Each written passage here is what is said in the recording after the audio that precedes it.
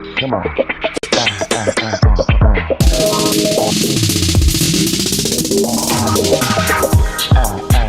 Come on.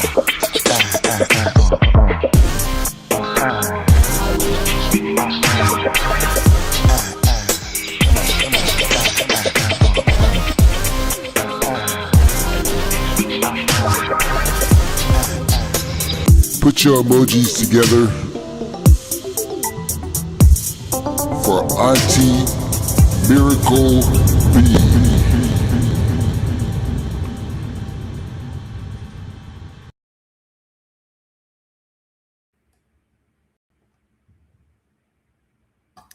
Hey everyone, how are we doing today? Ain't nobody here, but how's everybody doing today when you hear the replay? What am I So yeah, doing? they'll get caught up. Yeah. I mean, it's a lot going on tonight. Because I Yeah, didn't. we are. We're this close to being in World War III. So yay. Oh, but I didn't think that was going to happen because they said that the cackling black chick was going to have us in World War III. And what do you uh, know? What has happened? What had happened, baby? yeah, yeah. But it's all good. It's all It's not good. It's just all bad. It's all good. freaking bad. And it's hmm all freaking predictable. We Yeah. all freaking told you so. hmm Yep. We all told you. We said, don't do this shit. But y'all said, let's bring on the shit. Yeah, yeah. Mhm. All the But like I said, shits. yeah. But like I said, that's gonna be for another political stream later on. Yeah, because, they trying to put folks in jail and stuff. Yeah, yeah. All righty. So we are gathered here this evening to get through this trial called Afro Man.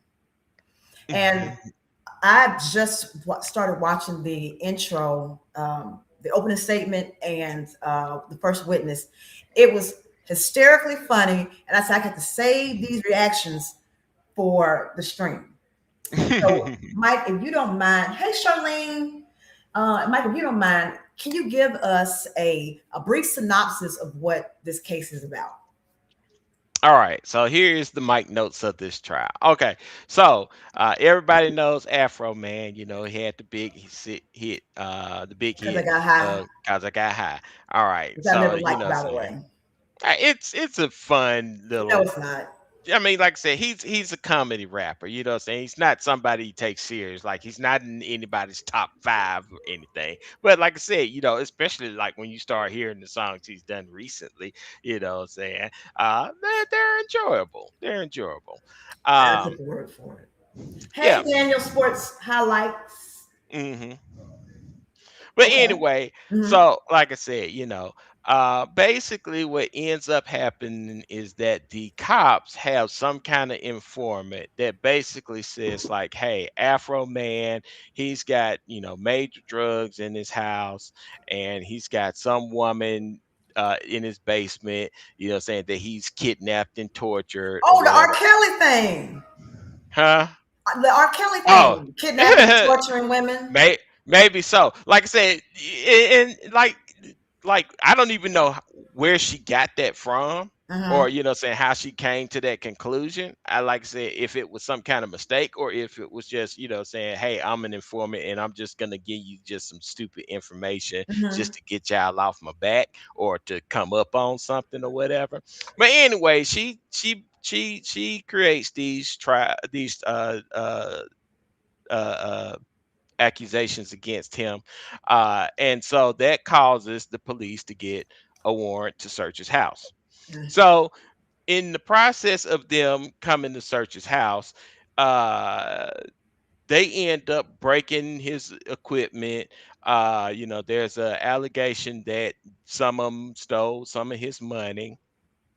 Um, and of course they get to they execute the search warrant and they come up with nothing. All right. Hmm. So After they come up with nothing, Afro Man goes to the police and basically is like, hey man, y'all messed up my house, you know what I'm saying? Y'all broke my door, y'all messed up my gate and stuff like that. Hey man, uh I would like some kind of reimbursement for that. Mm-hmm. And they basically laugh in his face. They basically say, like, hey, you know what I'm saying, we're not responsible for anything that we broke during our search warrant. All right. So he's like, okay, well, what I'm gonna do is I'm gonna make some songs and some videos to try and raise money on so I can get my stuff fixed. But the songs that he make is basically making fun of the police officers that were in his that were executing the search warrant, right? All right. Mm-hmm. So now he's released the songs and the videos, and once again, this is a thing of the Streisand effect of like, yeah, if everybody had kept their mouth closed, Mm-hmm. wouldn't have been a big deal as it is now. But they saw the videos and now they want to claim that Afro Man has defamed them. And so that's what this trial is about. It's about the defamation of the police officers uh, that saying they claim that Afro Man basically said things about them that wasn't true, which of course they're not true. But like I said, that's what you call parody. You know, Okay. Right, right. And there's no what's the word I'm looking for? There was no, malice. yeah, thank you. Yeah. All right. So, like, just a quick note for people, and like I said, somebody might explain it better than I do. But like malice, the legal term of malice is that basically you're saying that, hey, what somebody said, they said knowing that it was untrue Mm-hmm. and with the intent to paint you in a bad light, right? So, like Mm-hmm. in this particular case, you run into the problem of the second half. Like, yes, what he says is untrue. Like I said, the things that he said in those songs and videos are untrue. But he did not say them, saying, to hurt their credibility per se. He was Saying he trolling. yeah, he said those things to be entertaining, right? I mean, this is the same thing that other comedians have. Like John Oliver had a big case a few years ago over this same thing. And saying where the judge basically said, like, yeah, saying nobody believes that what he said was true or Right. what he said was, trying to paint you in a bad light Yeah, per no se. reasonable person would believe that this was true. Right, right, right. And so, therefore, what he says falls under parody, which is part of free speech. Speech. So, he's Mm-hmm. allowed to say things that are untrue if everybody basically, or if a normal person will basically agree, like, yeah, he said that and it's not true. And he said it because he was just trying to be funny. Right. Hmm. All right. Well, thank you for the synopsis. And so we'll go Hmm. ahead and get the party started. Make sure if you're coming in or out, you smash that like button, please, and thank you. Hmm. Let me just get to where my screen. Okay, this is where I need to be at. Time for the fuckery. So this is me. This is the prosecutor here. Yeah. Anything else, if he knows they weren't true, that's actual malice. See, that's So what you're talking according to about already. cases, he Yeah. can't do that, and he did. Now, these deputies asked the defendant years ago to stop these posts, to take them down. He didn't. Right. He ramped them up. Mm-hmm. Freedom of speech. I can say what I want. Yep. Worse and worse. You'll see what they are before. Now, I'm going to ask you to come back with me to the summer of 2022. Adams County, here in West Union, here in this courthouse, the sheriff's office downstairs. There's a group of deputy sheriffs, several of them. A lot of them were raised here in Adams County, lived almost all their lives here. A lot of them have had their whole law enforcement careers here in Adams County. Some of them left Adams County for a while, but came back home here to be with the people that they know and know them. Some of them could have gone to the city, to Cincinnati or Columbus or somewhere else and made more money, but they stayed here in Adams County to be law enforcement officers, deputy sheriffs. They have wives, spouses, husbands, children, go to Adams County schools. This is where their lives are. 7 of those deputy sheriffs are here today. There's Randy Walters there on the left, Mike Eastep beside him, Lisa. Look at these sad creatures. I will say this. So the 3 main ones that you worried about is Randy, Lisa, and I forgot what Pound Cake's name is, but the guy, saying on the left hand side. Those are the 3 main ones. Like the rest of them, I don't think they really said or did anything crazy, but those are the 3 that are going to turn this case out. Hey, Deb. Okay, these 3 can turn the case out. Okay. Mm-hmm.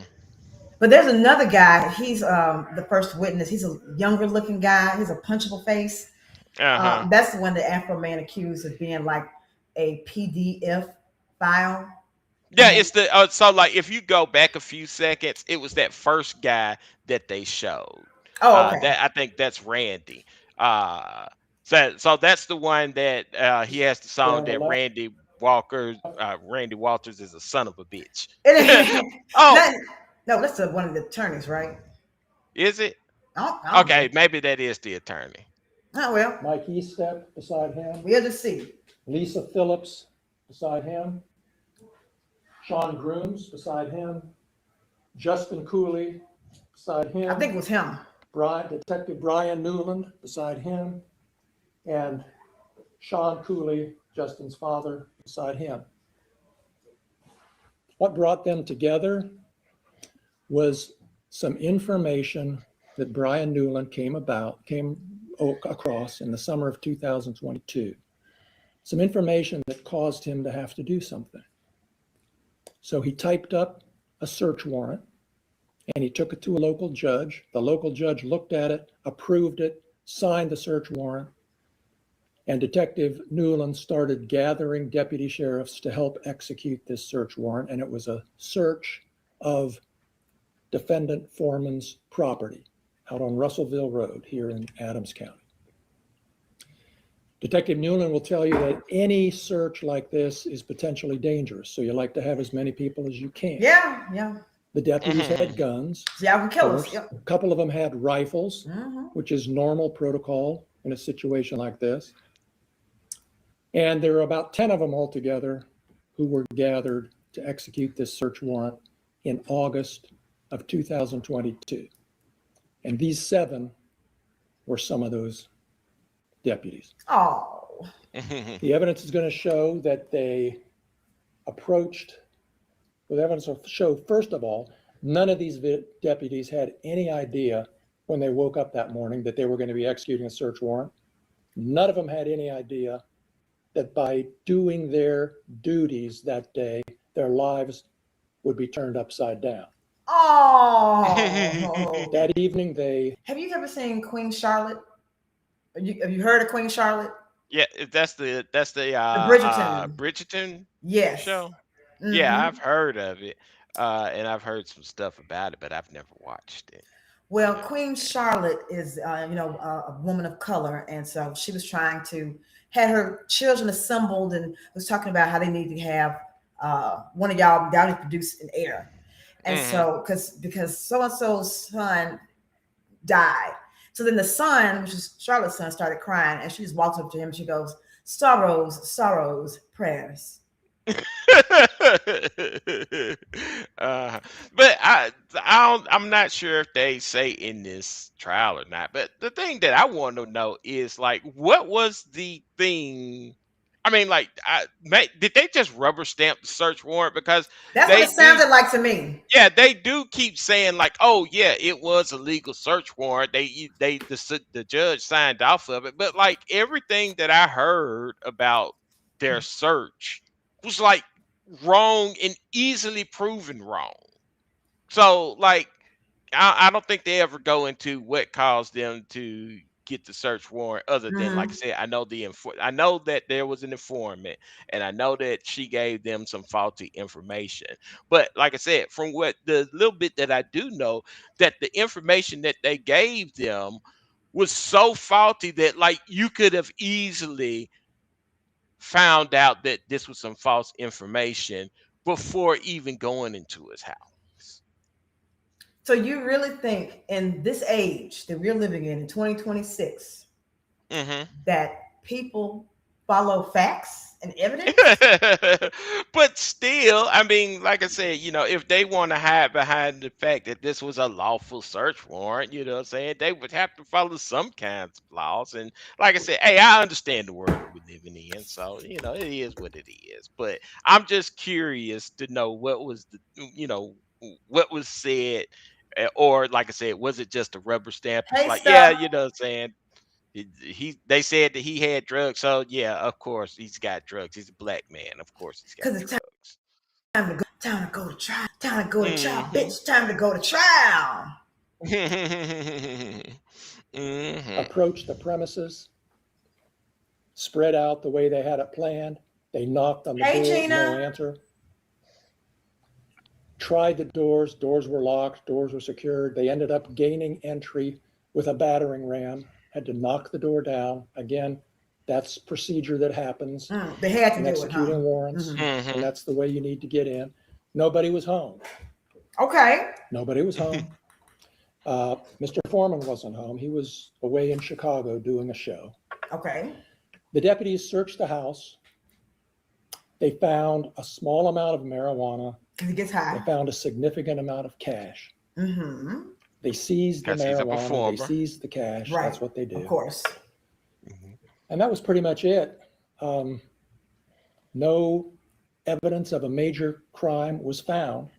Okay. And so what happened was, after a while, the local sheriff ordered that decided there's not going to be any charges filed here, and so he ordered the cash to be returned. It was over $4,000 total cash found in some of Mr.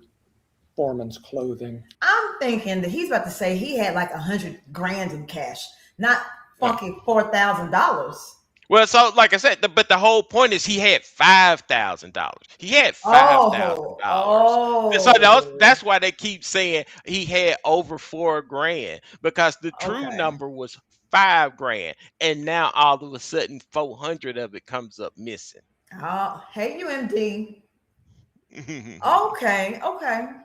Interesting. And Yeah. another place in his house. Um, Come on, get your lie right now. Shortly after the cash was returned to Mr. Foreman, he began claiming on the internet and every place he could that the sheriff's deputies had stolen $400 from his money, Right. hadn't returned it. Yep. Mm-hmm. Yep. You're going to hear the evidence about that, and we're going to demonstrate to you that that's not true and that he knew it wasn't true. There was an independent investigation done by Claremont County. Yeah, they But investigated that themselves didn't and keep found him from continuing to no declare that theft at Brian all. Newland in particular and the rest of these deputies are thieves. Okay, that's just the beginning of it. Mm-hmm. Then he went beyond calling these deputies thieves. Okay. As I've indicated to you, he called Brian Newland a pedophile. Oh, Not called him. He posted it, published it all over the internet in various posts. Mm-hmm. He found a photo of Detective Newland from a Shop with a Cop event that Mr. Newland attended with little kids, disadvantaged kids, kids in the community. Shop with a Cop, get them to know law enforcement. Hey, Sean Lockwood, welcome, welcome. For all of those in here, please make sure you smash that like button whether you come in or out, please, and thank you. Mr. Foreman found a photo of Brian Newland holding one of these children that he worked with. Mr. Foreman blocked out the face and put a smiley face on it and posted this picture of Brian. Sean, yes, he is. Afroman definitely is. Newland, and it says Brian Newland is a pedophile. Watch your kids around this man. He likes to fondle little boys' testicles. Posted it all over the internet, not once, not twice, many, many times, seen thousands of times by people. Fondling testicles. People in the community started making comments to Detective Newland. His daughter came home from school crying because some kids had called their dad a pedophile. He used to coach cross-country teams. Some of the kids on his cross-country team started calling him a thief and a pedophile. He'll testify. He'll tell you that his daughters used to have kids over all the time. They like to hang out at his house and do things. After all this started, that stopped happening. Kids didn't come over. Kids didn't come over. Oh. Finally, again, sorrows, prayers. Detective Newland felt like he couldn't continue to work in Adams County anymore. No. Adams County was his dream job. Oh. He started here as a deputy, worked his way up to detective. This is where he wanted to spend his career, but things soured out. He couldn't stand working here anymore. He resigned his job from the Adams County Sheriff's Department. And that's Afroman's fault. That's his sole responsibility. That's the reason why he quit, was because of Afroman trolling online. Yeah, I mean, like I said, if trolling on the internet was a crime, we wouldn't have the internet today. At You know all. what I'm saying? So, yeah. Went to Cincinnati, works for the Norwood Police Department. He commutes, drives every day because he felt like he can't work here anymore. Now, Mr. Foreman, as I indicated a moment ago, saved his most severe attack for Lisa Phillips. Oh, that's a lemon pound cake one, right? Lisa Phillips Lisa worked Phillips as is a the resource lick 'em officer low. in the Adams County schools for 18 years. She used to greet the children, including Mr. Foreman's children, when they were dropped off at school in the morning. Said hello to them, made them feel welcome. And then what's she supposed to do? Mr. Foreman posted that Lisa Phillips likes to have sex with other women.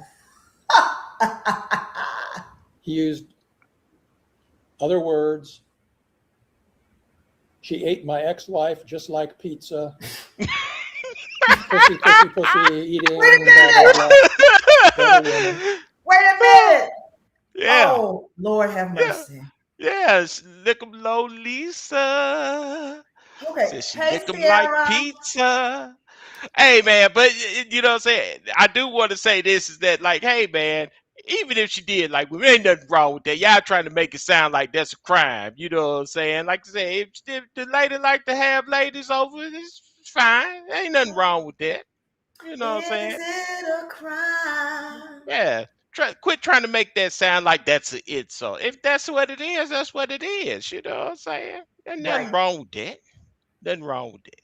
At all. All right. Oh, but keep it going because I know he's about to say the other thing as well. Yeah, right.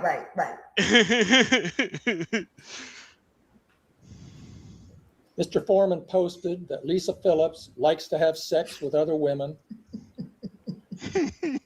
He used other words. She ate my ex-wife just like pizza. Pussy, pussy, pussy, eating, blah, blah, blah. Over and over, thousands of times on the internet. People saw it. People laughed. Yep. People from out of state. But people here in Yes. Adams County We did. would sometimes yell at her when they saw her. Hey, Lisa Lick'em-Low Phillips. That was his nickname for her. Over and over. Lick'em-Low, Lisa. Like God, like that. I think that's also one of the funny things about this trial is that these white bread lawyers are gonna be sitting here trying to talk all of this slang. It is just gonna sound hilarious. You know what I'm saying? So yeah, you know what I'm saying? I don't think that he wants to get up in front of a judge and say lick 'em low, Lisa. Oh, and the way he said it with a straight face, I would be Yeah. in tears laughing at this. Like I can't believe you're actually saying this out loud. Uh-huh. It's been going on for like almost 3 years now, folks. And it's taken a heavy toll on her. Oh, Yeah. Her child came home from school crying, oh, saying, because the kids were saying, did your mom have a sex change? what? Because of what they saw that he had posted. We asked him to stop. He doubled down. Y'all like that type of stuff, though, don't you? Y'all like Yeah. that. Thank you, Judge. And also, I don't think he doubled down. I think they probably asked him to take the video down and he didn't do it. But he didn't like keep making like song after song after song until like the trial actually started. Like Okay. once the trial was about to get started, then he had dropped a couple of more songs, but they weren't really targeted at a specific person. They were just targeted at like the police as a whole. Okay. She's out on call doing her duty. Someone yells at her, hey, Lisa Lickhamlow calls her a thief. She's had to miss days of work because of the emotional upset. Her Oh. doctor has her on medication Oh. Oh. Poor because of this, baby. because of lies. Que lástima. Just Friday, Yeah. on the eve of trial, he published the most egregious thing you can imagine. I don't know if any of you have seen it. I think you will in this trial. God willing. It's basically pornography Oh. about Lisa Phillips. Again. Yeah. Yeah. Mr. Foreman also targeted Deputy Randy Walters for special treatment. In several videos seen by thousands of people, Mr. Foreman declares, I used to fuck his wife. I used to fuck his wife's doggy style. His daughter came home upset because the kids at school were saying, hey, is Afroman your father? We asked him to stop. He didn't. He's still publishing. There's new videos today coming out. In your face, I'm going to do what I want. That's right. Justin Cooley was targeted by Mr. Foreman as a thief. Sean Cooley, Mike Eastep, and Sean Grooms all suffered by being called a thief. They're sheriffs. They go to people's houses to do things. Hey, you're going to steal my money too? Their reputations have been damaged. It's harder for them to do their jobs. Oh. You'll hear all the evidence. Mm-hmm. Oh. That's what this case is about in terms of the facts. At the end of the case, you'll have to decide if Mr. Foreman should be held responsible for what he's done. That's what the case is about. Should he be held responsible? I indicated during our jury selection process the kind of damages we're going to be asking for, the non-economic, the value damages. You'll hear all the evidence. You'll have to decide, how bad was this? I think you're going to decide it wasn't just a little minor, said something bad about you. It was about as bad as you can imagine for these deputies. Oh, for the deputies now. You know, Reputation, maybe what pain it and is suffering, that we've been on the humiliation. internet way too long. And so, like I said, we've gotten desensitized to some of this stuff. Because, like I said, yeah, I mean, like I said, he went hard on some of them, especially, like I said, the dude whose brother literally was a pedophile, you know what I'm saying? But, you know what I'm saying, maybe they do feel defamed. And like I said, we've just been on the internet so long, we've gotten desensitized to how, you know what I'm saying, bad words make us feel, you know what I'm saying? Maybe that's what it is. Maybe. Personal embarrassment, loss of reputation, all that stuff, you're going to have to put a value on it. And I will tell you this, as I said earlier, I'll try to help give some guidance. Cops You suck can sometimes, project it Gina. or not, because it's your choice. But at the end of the day, I'm going to be asking you for a number for all these people that is in the 7 figures. That's how serious That's how serious we take this. Or maybe that's how greedy you are because Afroman is a celebrity. Mm-hmm. But Afroman is there is white celebrity and then black famous and white famous. Mm-hmm. So how I would say like Afroman kind of is more black famous. Oh, of course he's black famous. Hell, But he's right. black and But I'm he's famous. but I'm But saying but I'm saying he's not white famous like yeah, he's not like ever. Jennifer. What's her name? The white She's not that famous if you can't remember her. Angelina Jolie is what I was See, thinking that's of. even that was so off. You started off with a Jennifer and ended with a Jolie. Like, how the hell is that? How did you get to I that? was thinking about Jennifer Aniston, Is and it then already past your also, bedtime? Is that what it is? It's already past your bedtime. ain't you the one that's 50? Yeah. So And shut ain't your you old getting there? nope, shut your old ass up. Yeah, I'm 30. Uh-huh, yeah. That's You've been right. 30 for about 20 years That's now. all right. That's all right. Hmm. And there's also a punitive damages element that may go to you depending on what the judge decides. And that's going to be another decision you'll have to make based on how bad you think this is and what this conduct deserves that's been done to these people. My question is, who the hell has time for this type of shit? Like, Obviously, they I'm do. seriously going to charge people, charge someone because their feelings was hurt online, and you weren't Hmm. being threatened, or they didn't say anything about trying to cause any physical or bodily harm. Hmm. There's again, this is the stuff that y'all like. Y'all be on Twitter in Hmm. that Nazi cesspool. Y'all be Yeah. over there. Yeah. Well, I This should mean, like I be said, nothing at this point. well, like I said, I know we making fun and stuff like that, but I think the whole thing was like, I'm pretty sure they wanted to win, but you there? Yeah, Okay. yeah. You seemed to drop off for a second. But yeah, I'm pretty sure they wanted to win, but I think that this was mainly a thing of we just want to aggravate him. You know what I'm saying? Because like even if we lose, he still has to go through this whole trial thing, and that's not, saying something that people That's want to go malicious through. prosecution. Yeah, what I'm saying? That's why I think, what I'm saying, we need to have a federal slap law. You know what I'm saying? Like, yo, we can't just have people suing people just because, you know what I'm saying?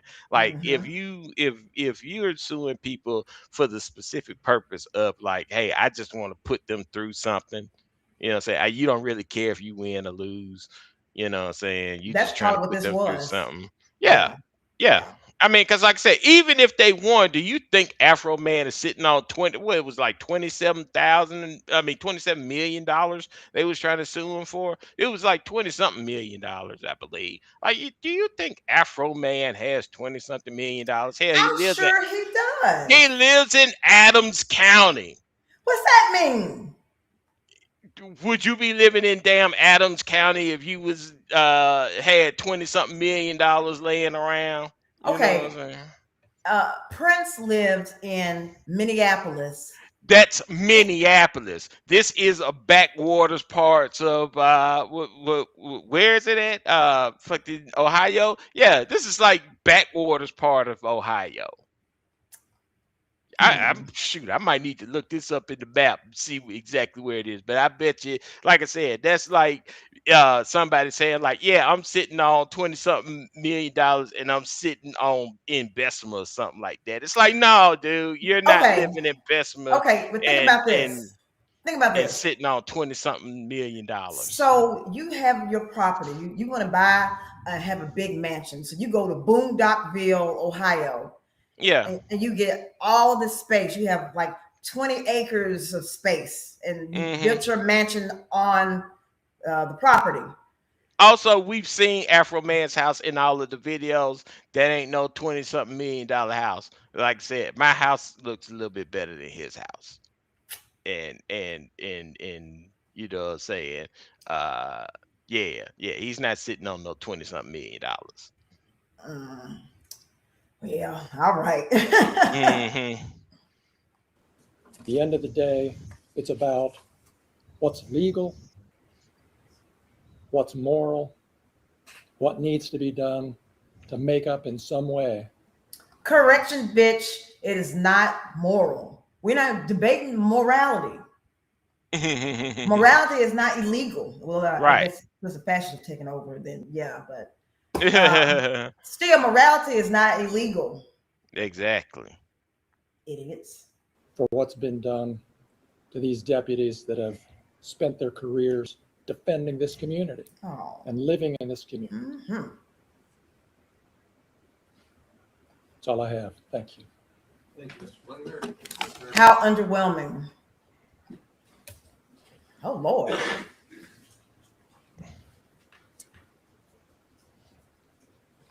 Good morning, ladies and gentlemen. Who let him out the Ozark Mountains? Hey man, my man is the truth, man. You know what I'm saying? Like if you need a lawyer to defend you for some defamation, this might be the guy you want to call.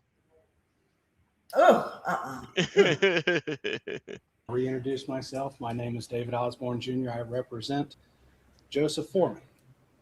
He does go by the stage name Afroman. And I want to thank you for your service today. This is not going to be an easy case. This is going to take a week of dedication of you to go through. Not an easy thing to ask, but something that we appreciate you are willing to do. I'm willing. This case is about the freedom of speech protections contained within the First Amendment of the United States and the Ohio Constitution.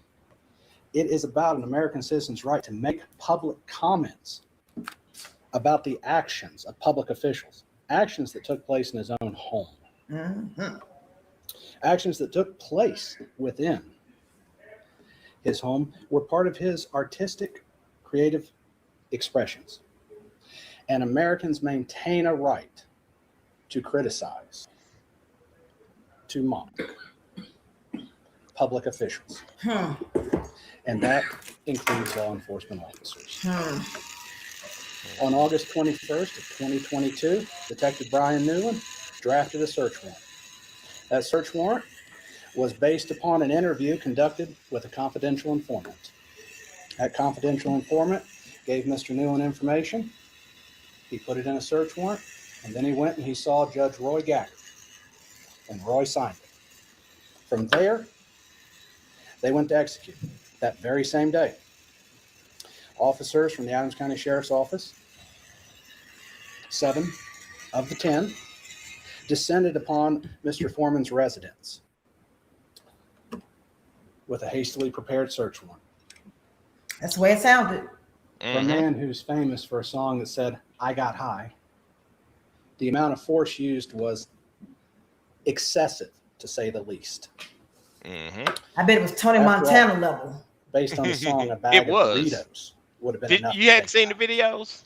No. But they deemed it Oh, wait a necessary. minute. You gotta No, see the videos, I haven't man. seen the videos. Yeah, I mean, like I said, they didn't just like kick the door in; they kicked the door off the hinges.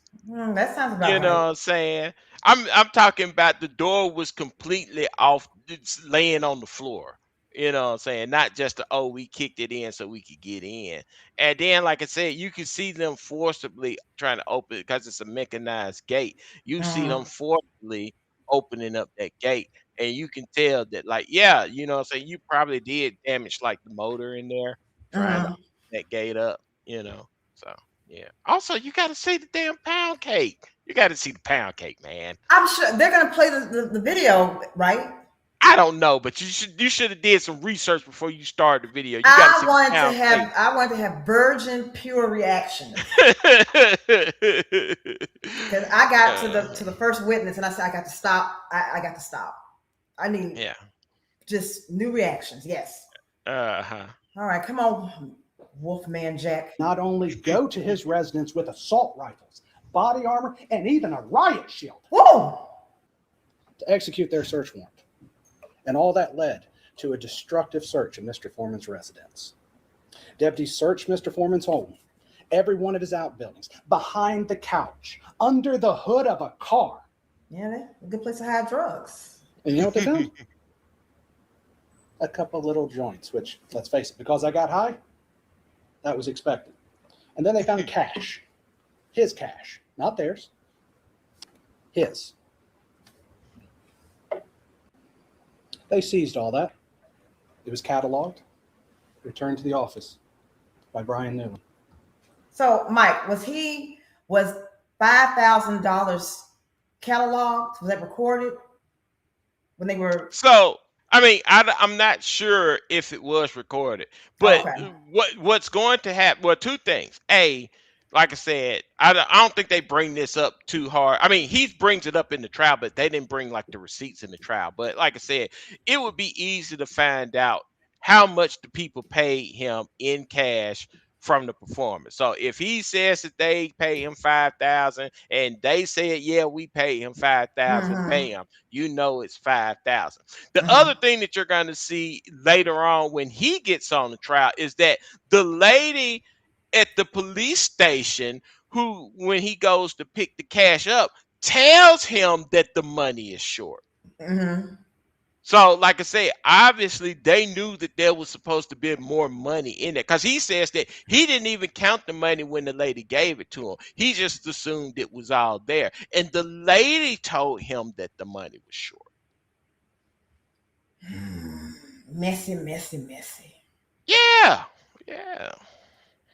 So, yeah. Newland then does what's required by law. After you search, you have to return a thing to the court that says every single thing you seized, a return on your search warrant to tell the court what you took. Hey, Vicky. In that, he puts a number for the amount of cash that was there. Okay, what's the number? Now, Mr. Foreman, well, let me back up because there's something I forgot during the search.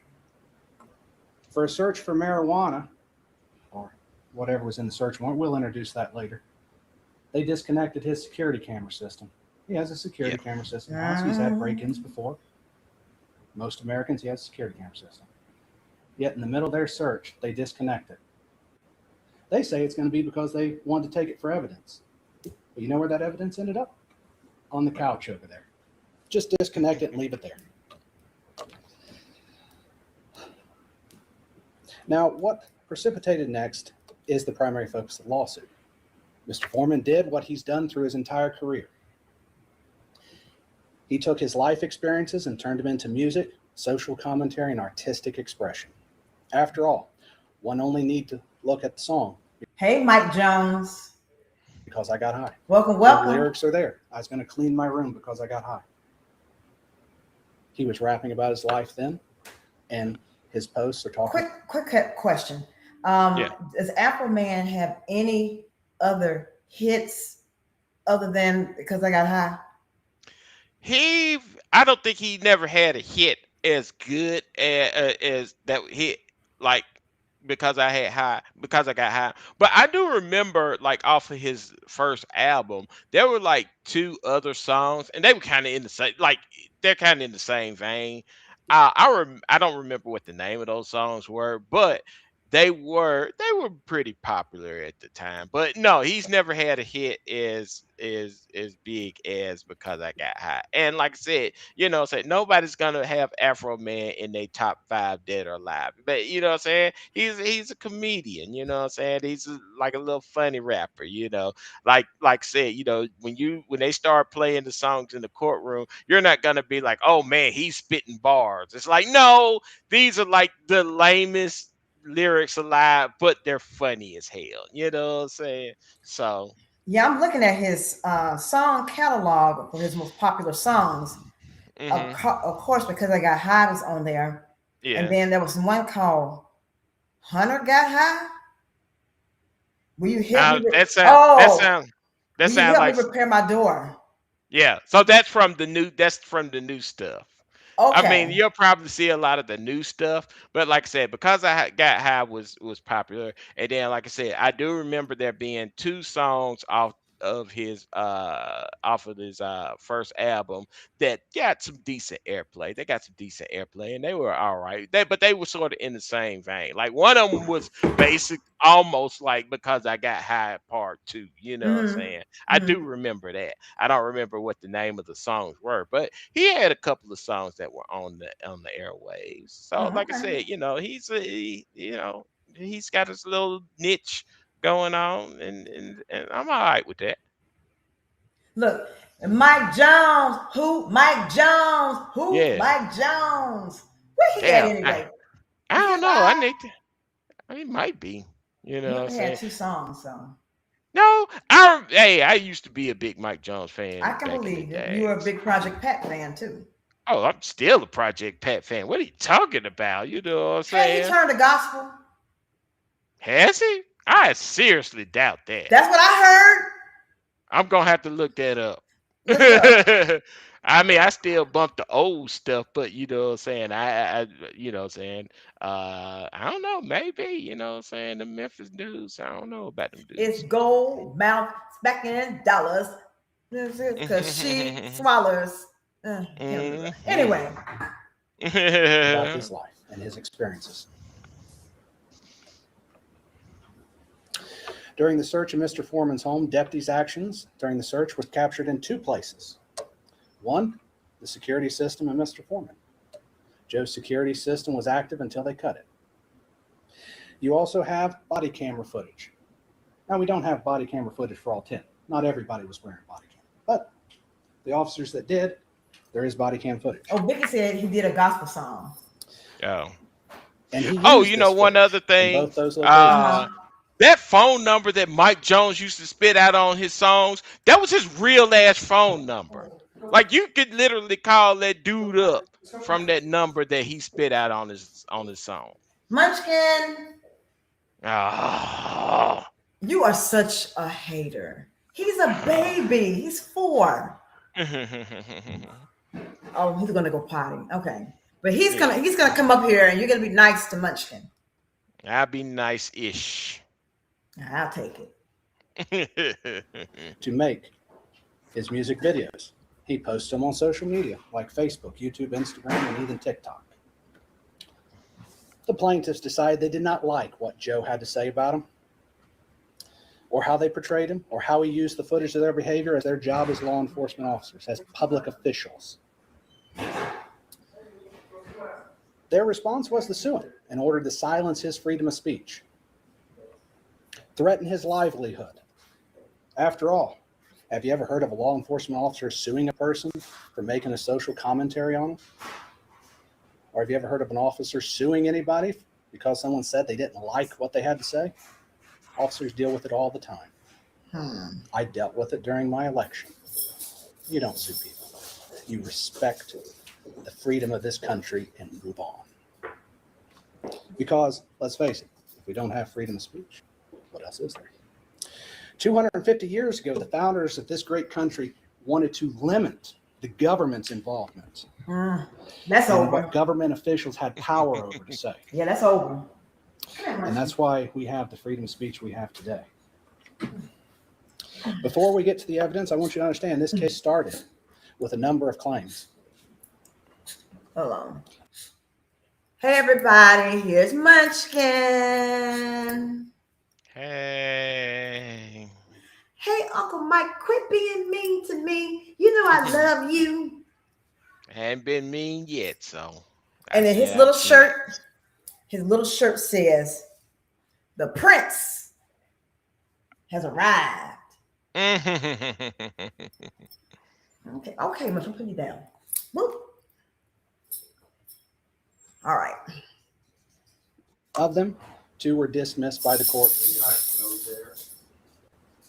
Do not go there. You know and I know the jury doesn't need to know what's not there. I'm not hiding the ball. Claims filter out like they should. I gave the instructions. And you don't need to get distracted about what's not in front of you. Mr. Klingler talked about. What type of bullshit is this? I don't know. I guess, like I said, we paused it at the wrong time because I forgot what what actually caused it for him I'm to say that? rewinding. I'm rewinding. What was he about to bring up that he's trying to That's suppress? that's what I'm right. Evidence, I want you to understand this case started with a number of claims. Of Mhm. them, 2 were dismissed by the court. Do not go there. Oh, okay. Do not go there. You know and I know the jury doesn't need to know what's not there. I'm not hiding the ball. Yeah, I'm trying to. Claims filter out like they should. I gave the instructions. I give You him don't that. need to Like I get said, yeah, distracted about you don't have to bring that up because that's just normal court process. So what? You know what I'm saying? I mean, like I said, I'm with him when he's right. I'm with him when he's right. You know what I'm saying? He is right on this one. Is that like that is the normal court process? Like things you fall out of the case. That's why you have like the pre-trial stuff.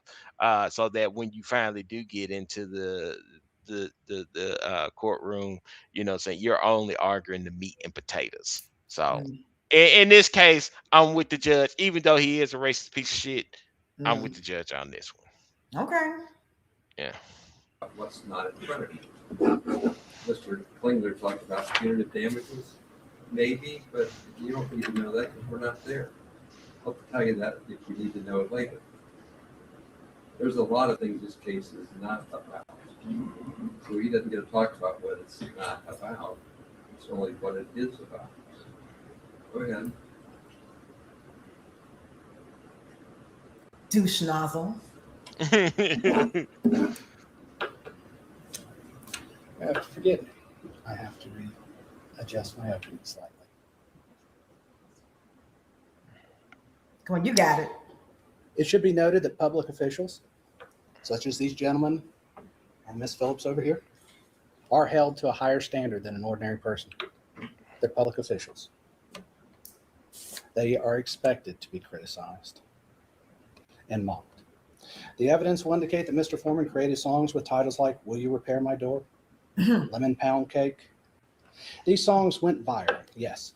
People connected with the message and understood what Joe was trying to say. The videos and songs resonated with the public because they addressed something that people care deeply about as Americans, and that is how law enforcement officers conduct themselves. Joe also made statements on social media about the search and the officers involved. Some of these statements were openly critical and expressed Joe's opinions about what happened. Statements about missing money. And he used some strong language, some exaggerated language, Bitch better have my all money. hyperbolic language, Yeah. to present his message and his opinion. But all these statements were a matter of public concern as well as statements about his personal opinions. The experience of law enforcement officers executing a destructive search warrant is well beyond question, as it is a matter of public concern. The plaintiffs are going to point to specific statements that Joe made. They're going to claim these statements are defamatory. They are going to attempt to remove them from their context. Statements aren't in a vacuum. There's context. If you get called a name, if my wife yells at me, there's probably context to it. That context is what we're going to show you. Because if you look at those statements in isolation and simply ignore the conduct that sparked them, you can't understand really what was going on. You'll be asked to forget much of that context of the statements. At least not the least of it is that the plaintiffs are public officials and the public has a right to criticize. The evidence will show that Mr. Foreman's statements fall into 3 categories. The first, many of these statements are his opinions. Opinions are not assertions of fact. They are Joe's subjective views about his encounter with these public officials and the execution of their duties. The First Amendment protects the right to express those opinions, even if they're harsh, even if they're mean, even if the person who is the subject of them hates them. They are protected. Second, many of the statements are exaggerated, rhetorical exaggeration, as you might expect from a musician. After all, If you didn't have Because You Got High, if I said I just didn't want to clean my room, no one would have bought that song. You have to exaggerate something. No. You'll see he used colorful language, sarcasm, and satire. No reasonable person would have understood these statements to be literal assertions of fact. Well, For example, Mr. Foreman created nicknames and made comparisons to cartoon characters. No reasonable person would understand those as a literal assertion of fact. That is a rhetorical satire flourish. but people do believe that the Bible from cover to cover is 100% accurate. That's all I'm gonna say. They think Uh-huh. it's, they literally think it's literal. Like Yeah. they were literally a talking snake. I mean, so I'm just saying that people are stupid, and I mean, America's got a very high number per capita of stupidity. hmm Yeah. That has always been part of our social and political commentary in this country. That's over. After all, pick up the newspaper, you're going to see people making fun of somebody. Watch live. They make fun of people all the time. They made fun of Joe. It just happens. It's part of our freedom of speech and also Mr. Foreman's artistic expression. Mhm. The third is the extent that any of the statements assert facts. They relate to matters of public concern. Matters of public concern are exempted. These statements address how the search was conducted, what actions were taken, and how Mr. Foreman experienced this as a homeowner with these people executing their hasty search warrant. Indeed, the public's concern for such issues is reflected in the viral response that his content got. The plaintiffs bear the burden of proof in this matter, not Joe. They must carry the day. They must prove every element of their claim.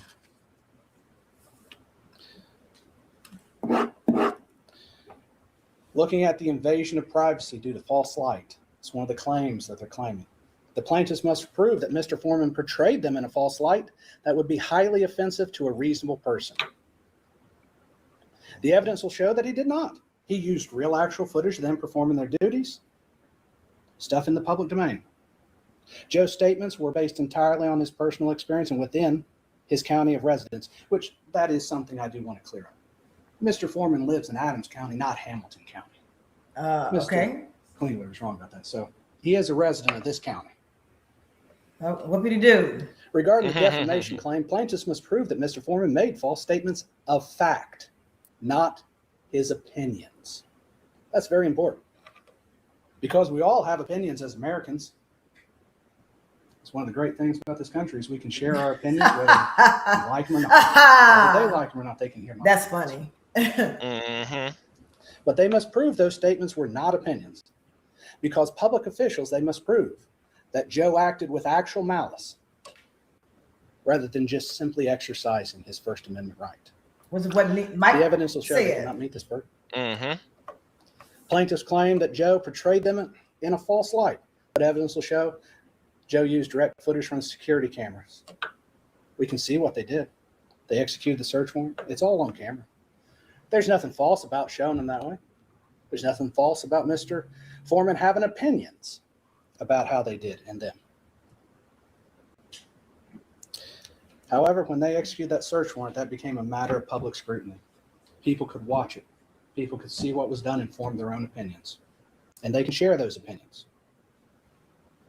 And he has a right to create artistic expression based on those opinions, based on that content. The plaintiffs, it goes without saying that they don't like what Mr. Foreman said about him. But they don't have to. That's part of our right in this country. They don't like his commentary. They don't like his art. But the First Amendment does not protect speech that we like. It protects all speech within it. hmm It protects commentary, criticism, especially on occasions such as this. It protects speech that I would not like. Speech I've suffered. It protects it. You may not like the speech you hear, but it's protected.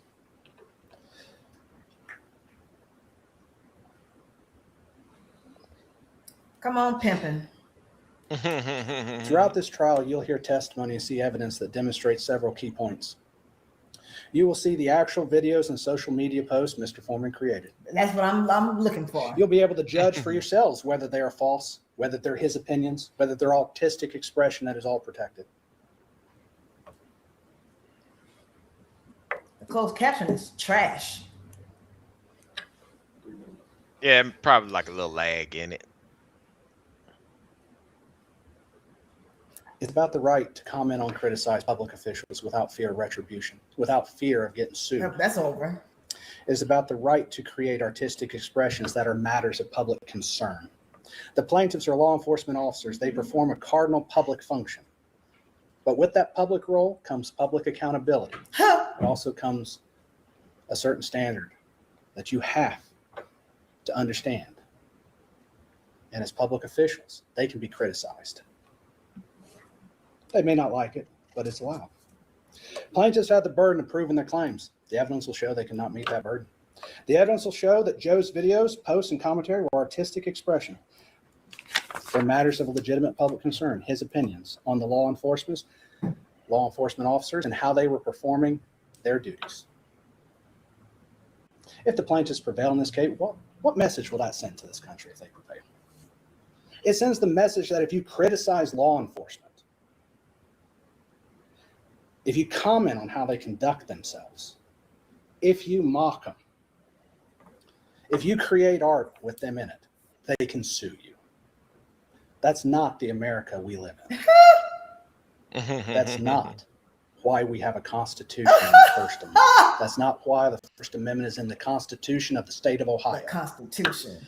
Ladies and gentlemen, upon the examination of the Everything evidence at the end should of be this said trial, in theory. I'm confident you'll Yeah, this should be, like air quotes. Yeah. Yeah. In theory, Mhm. you know what I'm saying? But in It's not always reality, the case. Yeah. Mm. conclude that Joe did nothing wrong. While the plaintiffs are unhappy, upset with what was said, he exercised a right he had, a right that every American has. Mhm. He commented on matters of public concern. He created art. He did what any stand-up citizen would do. He made his voice heard to the people. At the end of this trial, I'm going to ask you to return a verdict in favor of Mr. Foreman on every one of their claims. I'll ask that you vindicate his First Amendment rights. And I'll ask that you send a message to the American people that you can criticize public officials and that we are not living in a dictatorship where if you don't like what is said, you just sue someone to shut them up. What? Yeah. Once again, all of this is in theory now. Yeah, all of this is in theory. Okay. Because you can't just sue somebody to shut them up. Just shut It's them been up. done before. Plenty of And times. successfully. Multiple times. So once again, everything he says is in theory. Mm-hmm. Thank you. Yeah. I'm going to start calling witnesses, but I'm going to tell you what this case is not.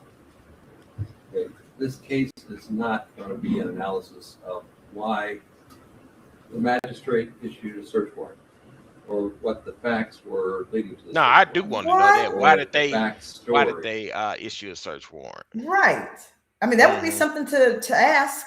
Yes. What was the probable cause that made you want to go and search his house and kick his door in? Mm-hmm.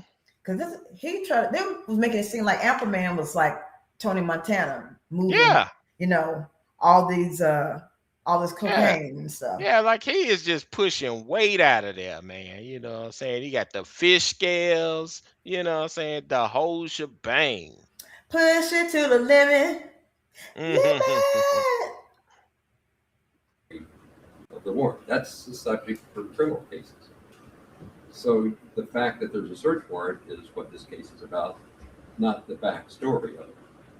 So you hear people talking about criticism of the why and the whole deal. That's not relevant testimony. Oh, shut your bitch ass up. There was a search warrant, nothing backstory.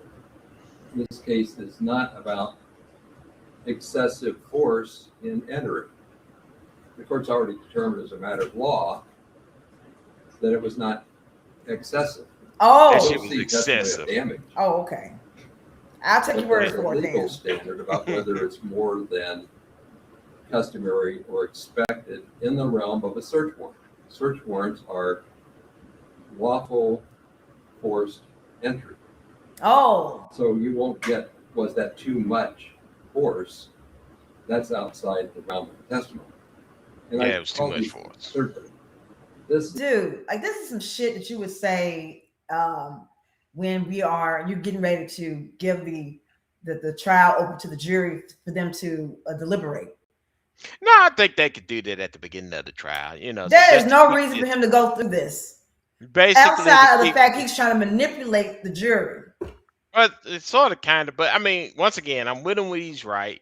He's basically saying, like, hey, here's the thing. Because I think when I was on jury duty, they did basically the same thing, where it's like, hey, this is what you're really basing this trial on. You basically want to make sure that the jury is actually, saying, giving a verdict on the correct thing, not the how did this make you feel type of thing. You know what I'm saying? Granted, it all worked out in the end, but once again, I'm with him when he's right. He's still a piece of shit, but I'm with him when he's right. Okay. I ain't with him. is not about vindication of the defendant or messaging to the public. That's things that happen from the political branches of government, the legislature, or the executive offices. Messaging is not what you're concerned with. It's the message the jury's sending. You're not messaging. It's all about how these facts affect these people. So when these little distractions and diversions come at you, I'm going to try to continue to narrow and keep you focused, not on the distractions, but on the issues and the law. Right. Otherwise, you're going to ask later on, why did the judge give us instructions on messaging? Because that's not how this comes out. So I'll do this periodically along the way when things start going astray. Ready to go, Mr. Klingler? Yes, Your Honor. Tee it up. Plaintiff calls Detective Brian Newland. Oh, I don't think he's one of the good ones. You don't think it's one of the good ones? I don't know. I mean, like I said, I don't remember. Like I said, the three people that you know what I'm saying, that came out of this trial was, like I said, Lisa, Randy, and Pound Cake guy. Raise your right hand. Do you solemnly swear that Look at him. He has a punchable face. I bet you he's an asshole. He got that look. Probably is. Get that look about him. But you're a public official. Maybe he's just a cop. That's how cops look, man. Mm-mm. Yeah. No, It I've comes with the seen- job. I've You seen cops who are but back in the day when I was doing probation, there was one police officer that I thought was just the most delicious piece of chocolate that I've ever seen. And I called him and talked to the lady that I worked with. I called him my Adonis.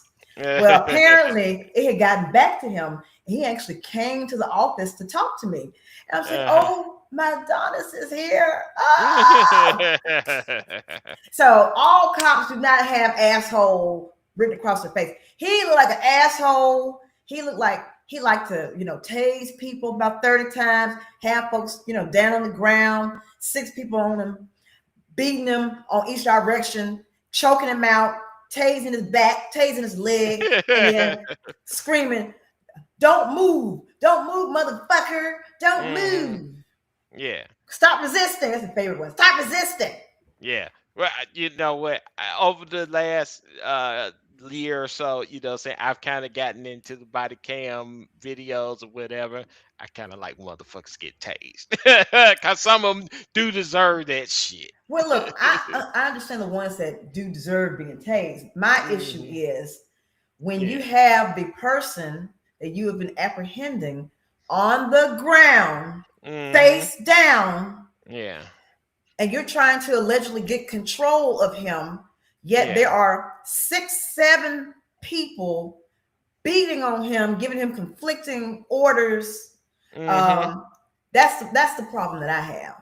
Well, I guess, like I said, as a black man, I know the procedure, right? You know what I'm saying? It's like, if you're doing anything other than, like, man, immediately get on the ground, put your hands behind your back, have them loose so that if they do start wiggling, they can wiggle them wherever they want to, so they can't claim that you resisting or whatever. Like, it's Mhm. somebody like me, I know the procedure. I ain't never been locked up before, but I know if I ever got into a situation like that, these are the things that I need to do. But you do see motherfuckers, like I said, yeah, they have them on the ground, and you know what I'm saying, it might still be about 3 or 4 cops around them, but they still trying to wiggle themselves out of the handcuffs and stuff like that. All right, that's the easiest way to get your ass shot, dude. Okay, but aren't they trying to wiggle their way out the handcuffs because they have been handcuffed and beaten and brutalized?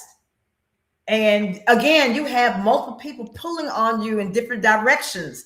Look, Yes, I can't just lay still because you bitches are pulling me and choking me, and you're on my back. You got somebody on my neck. Somebody's beating me in the look. head.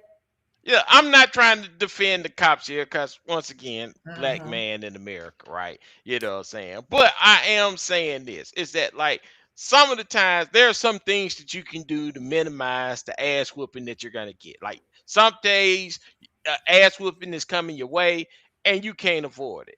But Mhm. like I said, you want to minimize the ass whooping that you're gonna get, right? So, like I Mhm. said, if you know immediately that they gonna come over there and try and yank you all kinds of way, you just go limp and let them, you know what I'm saying, yank you wherever they need you to be. You know what I'm saying? Put your hands behind your back in the position so they can go ahead and put the cuffs on you, and hopefully you can have a peaceful transition to the jail. You Or know a what peaceful I'm saying? transition to the upper room. Well, but see, like I said, when people who transition to the upper room, like, a lot of times, not all the times, but a lot of times they put up a little bit more fight than they really need to, right? You know what I'm saying? Like, even if they're just trying to just handcuff you and you Mhm. are just sort of like, hey, I'm not putting my arms in the position where they need to be, you know what I'm saying?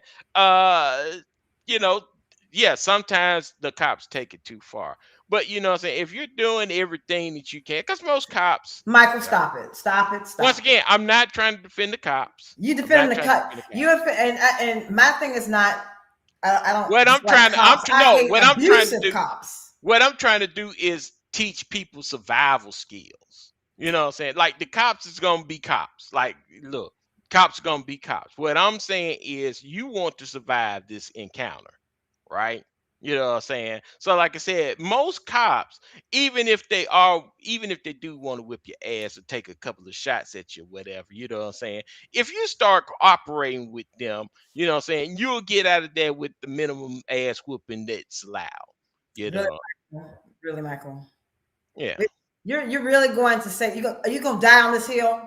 No, I'm not gonna down this hill. I'm just, like I said, this is more of a survival skill. I mean, like I said, because, once again, somebody who watches the body cams, you see the dudes and they're got they're good and got, you know what I'm saying? And, like, you do see the people, they all up on you now, and they are manhandling you. You Mm-hmm.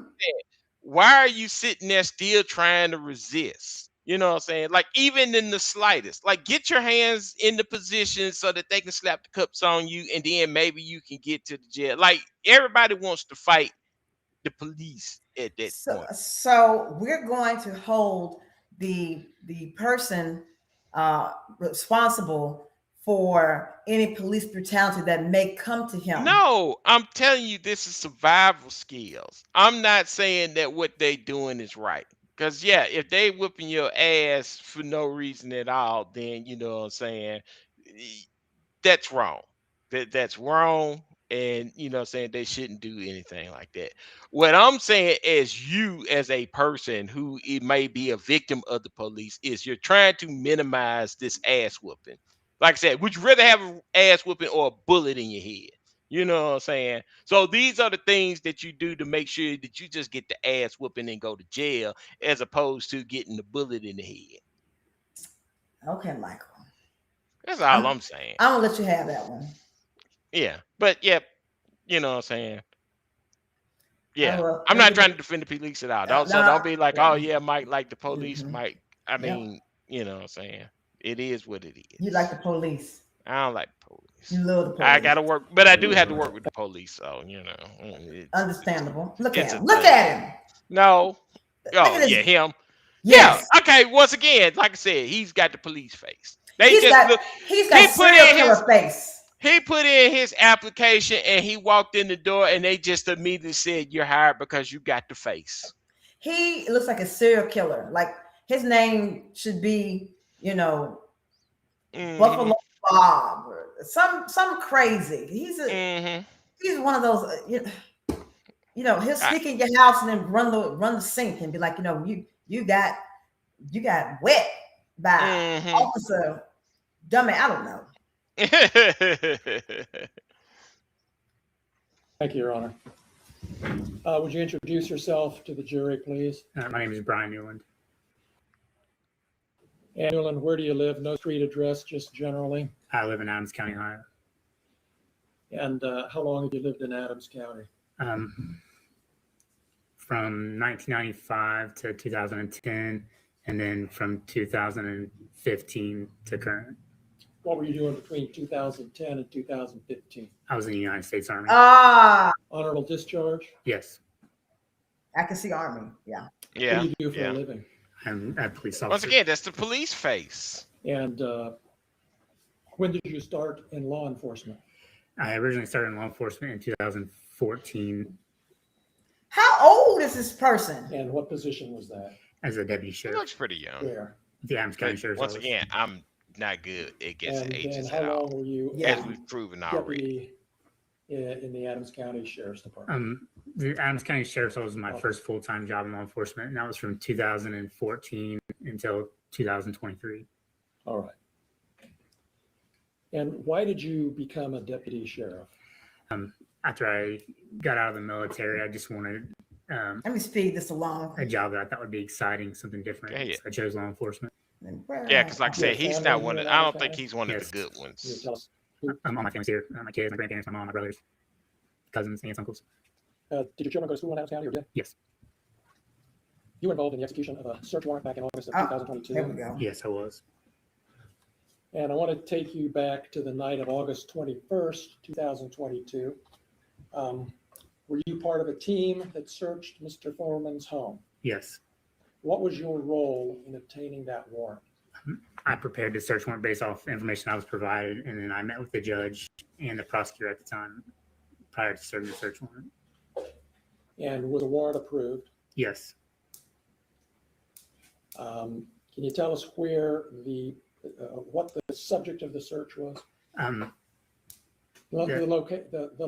property of the search. It was the residence of Mr. Foreman. I believe the address is 1699 Russellville Road. That's here at Adams County, correct? Yes. Now, were the other plaintiffs here in the courtroom, were they also deputy sheriffs or part-time deputy sheriffs that participated in that search? Yes, they were. And was Mr. Foreman at home during the search? No. Were Mr. Foreman's children present during the warrant execution? No. Was anyone present other than you and your fellow officers? At the time of arrival, no. Was anything seized or taken from Mr. Foreman's home? Yes, there was some money and a small amount of marijuana and some miscellaneous drug paraphernalia. Why was the cash taken? It's common with any type of drug seizure. We seize the money in cases proceeds from drug-related sales or drug trafficking activity. Was the money potential evidence? Correct. What was your role in seizing this cash, Detective? I'm sorry. Well, maybe I got ahead of myself. Was cash located in the property? Yes. Do you remember how much approximately? Approximately $4,000. Oh, And okay. did you play a role in taking that cash? Yes. What was your role? I was provided the cash or provided the money that was located by another deputy. I counted out the money, put it in an evidence bag, and then at the end of the search, I transported it back to the sheriff's office. All right. Did you take any of the money? No. Did you ever take any money from the evidence bag? No. Did you ever take any of Mr. Foreman's money? No.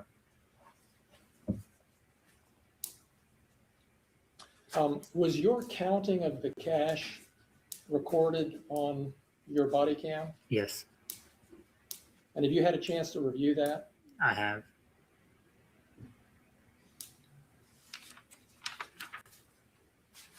Has Mr. Foreman accused you of taking his money? Yes.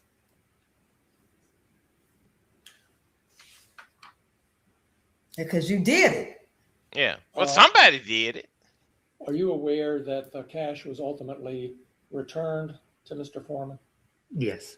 And can you tell us why that was? The prosecutor at the time decided that we're not going to pursue any criminal charges, and the property was released back to him. Okay.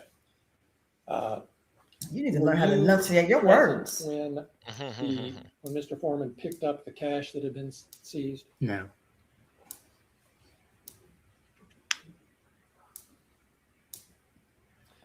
Do you know whether any press was invited to attend the return of this cash? I learned that there was later. Okay, but you weren't there. Correct. Can you tell us what happened when the money was returned to Mr. Foreman? Your Honor, I would object to that. He's already testified he wasn't there. Okay, let me rephrase it. That's fair. Okay. Was an allegation made that there was less cash than there should have been? Yes. And who made that allegation? I believe Mr. Foreman. How did you learn about this discrepancy? The evidence technician that releases property had called me and told me that the count was short. Tell us what you mean by that. The count was short. Just that there was more money listed than what there was inside, and that was less money was returned than what was indicated. Oh, so the police knew this before they gave the money back. No, well, no, I mean, like I said, I don't know how the events played out, but I think what happened was that, at least, because they would have had known, because Afroman said he went there and they just gave him the money. And he didn't even know that the money was short until the lady told him that the money was short. So but I don't know, like, at what point, what did they call him before Afroman got there or after he got there? But like I said, at some point they knew that the money was short. But when he got that phone call, we don't know. So Mike Jones says either they can't count, the talking snake took the cash, or the police stole the cash. Yeah. I'm gonna go with stole the cash. Of course they stole the cash. Stole. Come on, that is classic cop right there. Yeah, you know what I'm saying? You gotta get a little something for your time and effort. Alonzo. This is definitely out of training day. Shoot program, nigga. And where was this amount indicated? On the bag. On evidence bag? Correct. So I'm understanding you correctly. The amount of money that was indicated on the evidence bag was more than what was actually returned to Mr. Foreman. Correct. Okay, because y'all stole the money. And got it. Were you able to account for that discrepancy? I wasn't. No. I know you weren't. What happened? Once the allegation was made, the sheriff contacted the Claremont County Sheriff's Office to conduct an independent investigation. Do you know whether an independent investigation was conducted by the Claremont County Sheriff's Office? Yes. Yeah, and they found no And do you wrongdoing. know the results of that investigation? They were to determine that I miscounted the money during my original count. Oh! You miscounted the money. Oh, that's what it was. Oh, you're just dumb. Y'all aren't thieves. You're just dumb. Stupid, You can't count money. You're uneducated. Okay. My bad. I thought y'all were just corrupt. That's all. Right. You're just dumb. You're dumb and corrupt. Did they conclude that any money had been taken? They said there was not any money taken. Yeah. So there was no money taken, but you're short the money that you listed. Right. You get And yourself listed.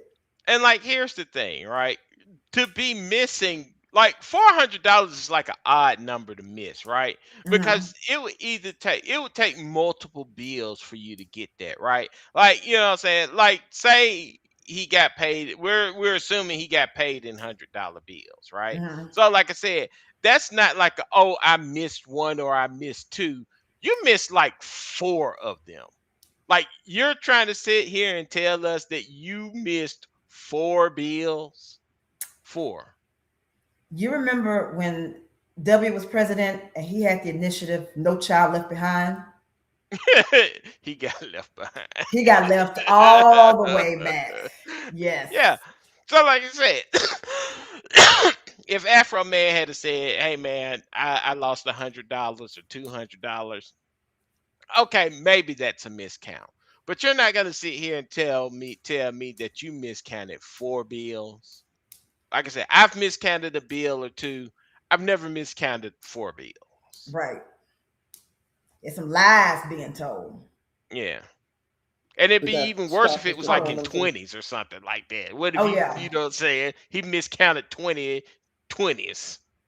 There's no excuse for any of it.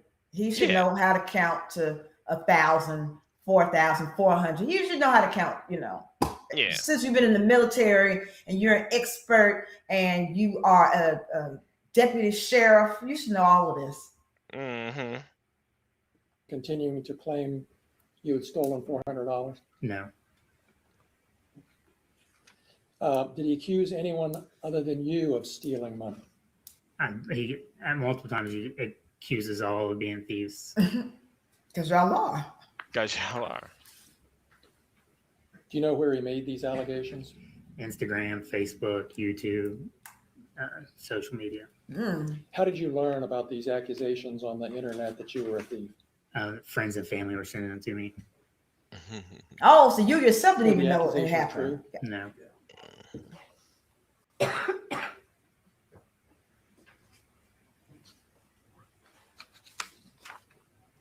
I mean, he does look like a kitty grabber.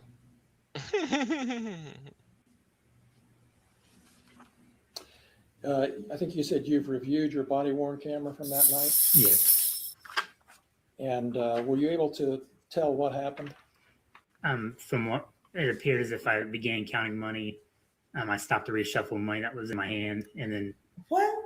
began counting again after putting money down. What? Because at some point there was a discrepancy in the amount that there was and the amount that I counted. What? Yeah. Was it a miscount? Yes. What? And you didn't think to count like 2 or 3 times you're dealing with $5,000, and you didn't count no 2 or 3 times? Hell. I I'm count the embarrassed. money in my wallet 2 or 3 times to make sure. Right. Yeah. Now, were any charges ever brought against Mr. Foreman as a result of this warrant execution? I may have asked you that. I'm sorry. No. Sometime after the execution of this warrant, Detective Newland, did you become aware that Mr. Foreman had posted certain things other than being a thief about you on social media? Yes. And how did you learn about these posts? Friends and family were also sending them to me. Ms. Gratcher, could we see Exhibit 16? Hey, this is the part where I lost it.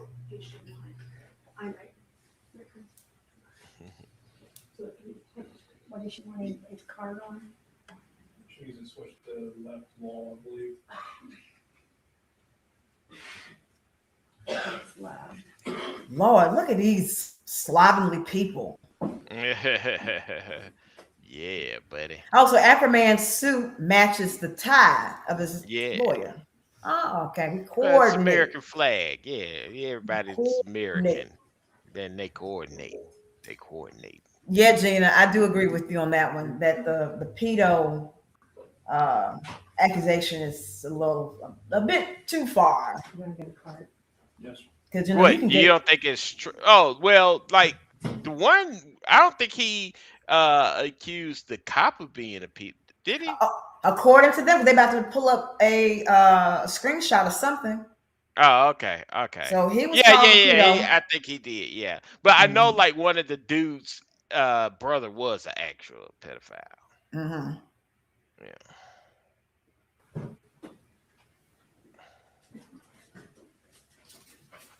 A PDF file. Mm-hmm. He's on the list. Mhm.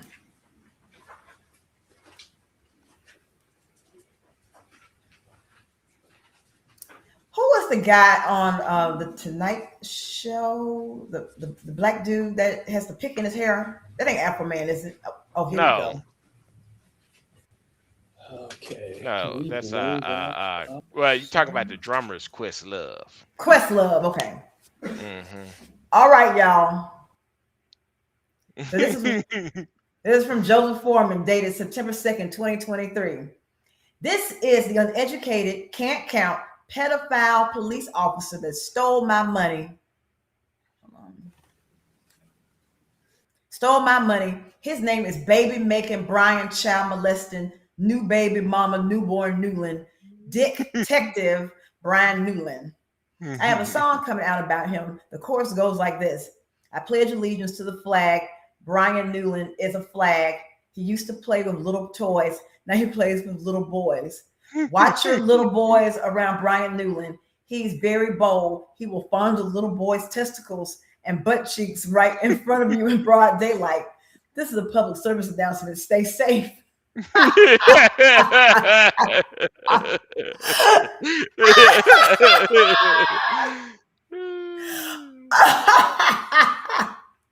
I pledge allegiance to the flag. Brian Newland is a flag. He used to play with little toys. Now he plays with little boys. Mhm.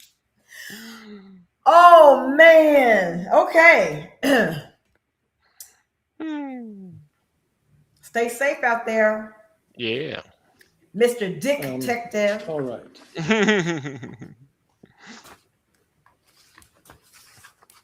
Detective Newland, we're showing Exhibit 16. Can you tell us what this is? It's one of the posts from Mr. Foreman that I was sent about me being a pedophile. And am I reading the date right? September 2nd, 2023? Yes.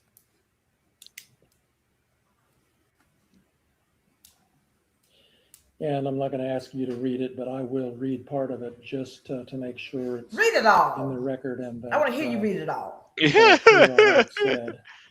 Yeah, y'all made Lisa listen to the whole song. Y'all can make him read the This post. is the uneducated, can't count pedophile police officer that stole my money. His name is baby making Brian child molesting newborn baby mama newborn Newland, Detective Brian Newland.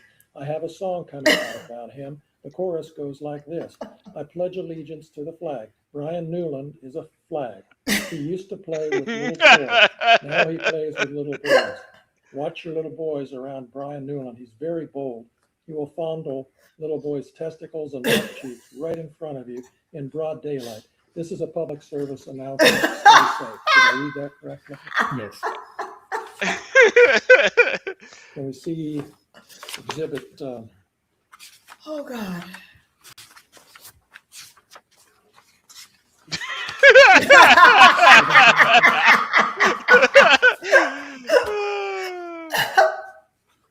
Oh, maybe. So his brother is a pedo. Okay, so this is the one whose brother's a pedo. Okay. Can you? Yeah, I knew that one of them had a brother who just was scroll down literally so a we can see the pedo. whole thing for a second. All right. Okay, I want you to read this. Come on. So I'm not going to read this whole thing, but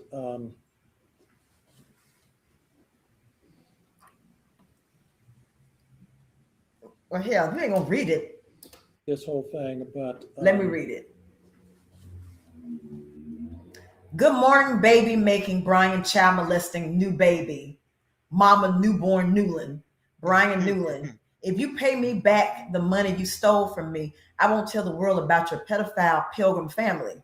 You know, like your brother that's named Will You Stop Sending Dick Pick Williams, aka William Newland. If you get arrested in Adams County, all you got to do is lie on me and Brian will let you go. Just like they let the unconfidential informant Tasty Tasha Chamberlain go after she attempted murder by lying to the police and sending them to my house, looking for a fake dungeon and fake kidnap victims. Tell these uneducated, no-counting douchebags anything, and they will grab their guns, kick down your door, and try to kill you in front of your kids. Oh yeah, no charges against her or you, by the way, for giving false information to the police and attempting to have me murdered. Brian wants me in jail so I don't expose his stealing pedophilia family. Bring me my money, Brian, and this can all go away. You want to be Eminem, whack-ass rapper? Yeah. Oh, how Eminem get brought into this? So I guess that's that lady's name, Tasha Chamberlain. So I guess she tried to. She was out for attempted murder, and she figured she'd lie on him to get off something. I don't know. I guess so. Mhm. I guess so. Says in part, if you pay me back the money you stole from me, I won't tell the world about your pedophile pilgrim family, you know, like your brother.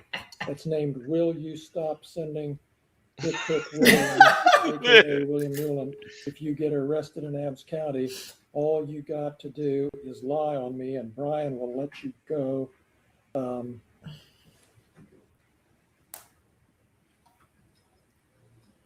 I bet as he's reading, he's like, oh, this is so awkward. Oh, like I said, they have to say some worse stuff later on in the trial. I'm ready. And like I said, you know what I'm saying? Mm-hmm. And is that a picture beside your picture? Yes. And was your brother convicted of a misdemeanor? Yes. What was that? I don't recall what the charge was. You are lying. It was a misdemeanor. You a lying bitch. Yeah. You don't know what, please. You would know what your brother got charged with. Like, come on, man. Like, Yeah. stop. Yeah. Oh, I don't know. Yeah. It was a misdemeanor, correct? Did you have? They both, him and the brother, they both look like they would be on To Catch a Predator. And I bet you they probably played that down to a misdemeanor. That's the messed up part about it. Like I said, I'm pretty sure that was a felony charge that got played down. Mm-hmm. Sure did. Have anything to do with that crime? No, I did not. Have you ever been accused or convicted of pedophilia? No. That don't mean that you're not one, though. Okay, apparently it runs in the family. Mm-hmm. Let's look at They got that pedo gene. Is that a video? Mm-hmm. That pilgrim pedo gene. Play the whole thing? Yeah. Or what do we have, a clip? Oh, a clip. All right.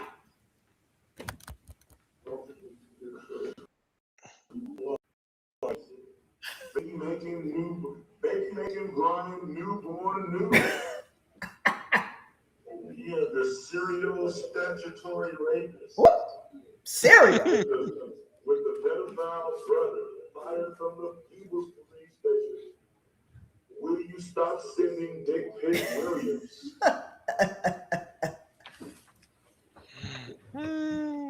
All right, and let's take a look at number 10. Oh, okay.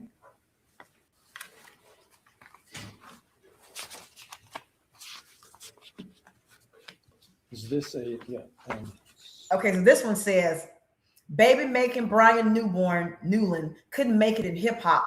He used to do hard drugs. He snitched on all his friends, then joined the sheriff department. Now he steals money from traffic stops, bogus raids, and from the Adams KKK County Sheriff Evidence Room under the camouflage of law enforcement. He can't write his own raps. That's why he became an Adams KK County Sheriff, so he could steal money from a real rapper.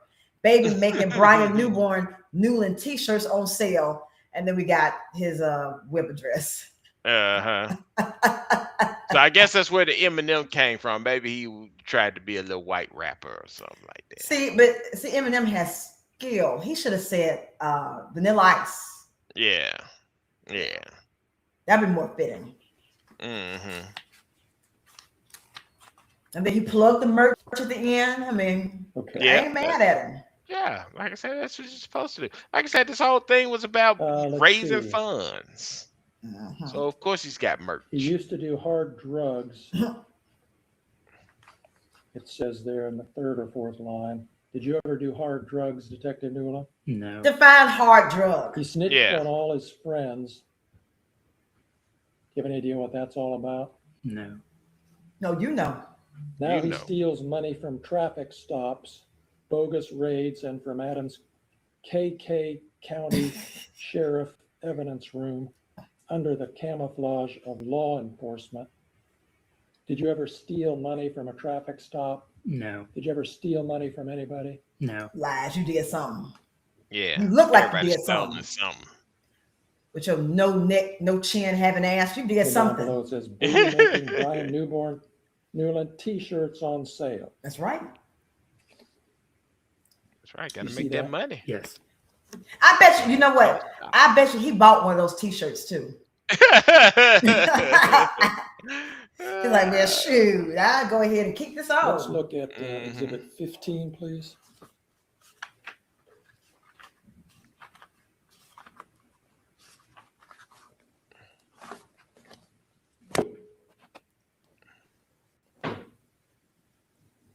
Okay, so this one says, baby making Brian Newborn Newland, thief, cheater, and brother of pedophile.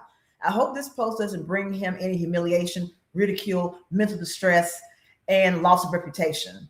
And then got some hashtags: defund the police, Mr. Checkpoint, police and police brutality. Mm-hmm. And then I don't know what this means, so I'm not going to mention it. And can you tell, Detective, is this a picture of you at the entering the or somewhere in the property of Mr. Foreman during the search? Yes. This must be the new law enforcement uniform now. A t-shirt, a body, a vest, and some jeans. Yeah. And let's take a look at 14. Lame.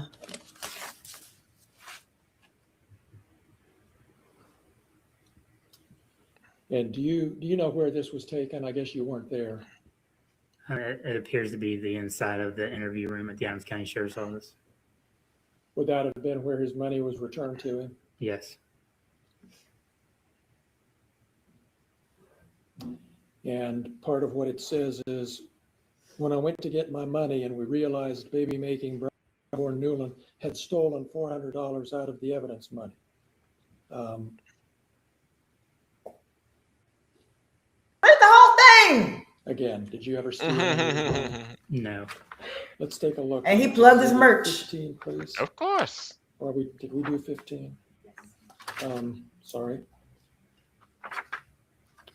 And and they making it seem like this has just been so egregious. He only got 1.3K likes and 49 comments. Mm-hmm. That's like nobody. Nobody's Yeah. seeing this for real. Well, like I said, nobody probably saw it back then, but like I said, it's the Streisand effect. You know what I'm saying? Once everybody, you trying to hide this stuff, and it just brings more attention to it. I bet you if we look at that post now, it's probably blown up. Yeah, probably. Mm-hmm. Number 2.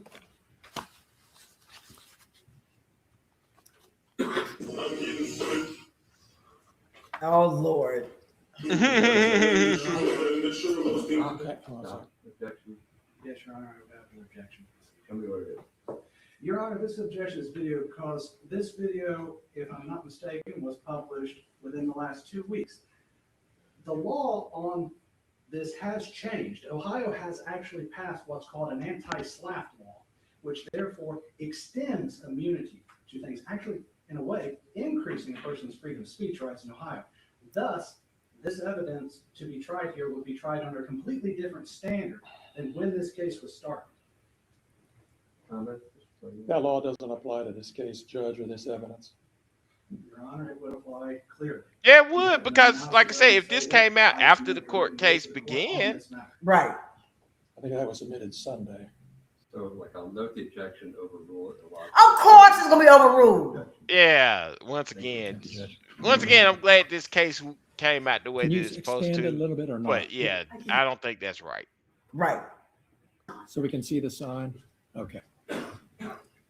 Detective Newland, can you see what that sign says? Yes, What is it? Would you read it for us? they stole my money.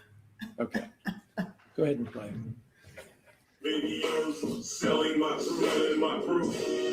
How can you take me to court when you stole my money and it's $400 short? You vandalized my property, and you filed a lawsuit properly. I'm a rapper, so I'm rapping. But I can't talk about what happened. Videos. What does that say? Sorry. What did you read? Could you read what that said? Yeah, Brian Newland stole my money. Brian Stole Newland from stole me. my money. Oh. Yeah. Oh. And that was just published in the last few days, as far as you know. Yes. And the post says, Fro Budget Films, in conjunction with Pistols Production, proudly presents new music video on YouTube called Freedom of Speech. Link in bio. Join me March 16th at the Adams County Court. 7 a.m. as we fight for freedom of speech and ending immunity for criminals stealing money disguised as law enforcement. Okay, that wasn't funny. All right. Can we look at number 3, please? But telling the truth and the truth, posting videos, selling my truth and my proof. Same basis on, yes. And you take me to court when you stole my money and it's $400 short. You vandalized. Yeah. See, like, look how they kicked that door. Yeah.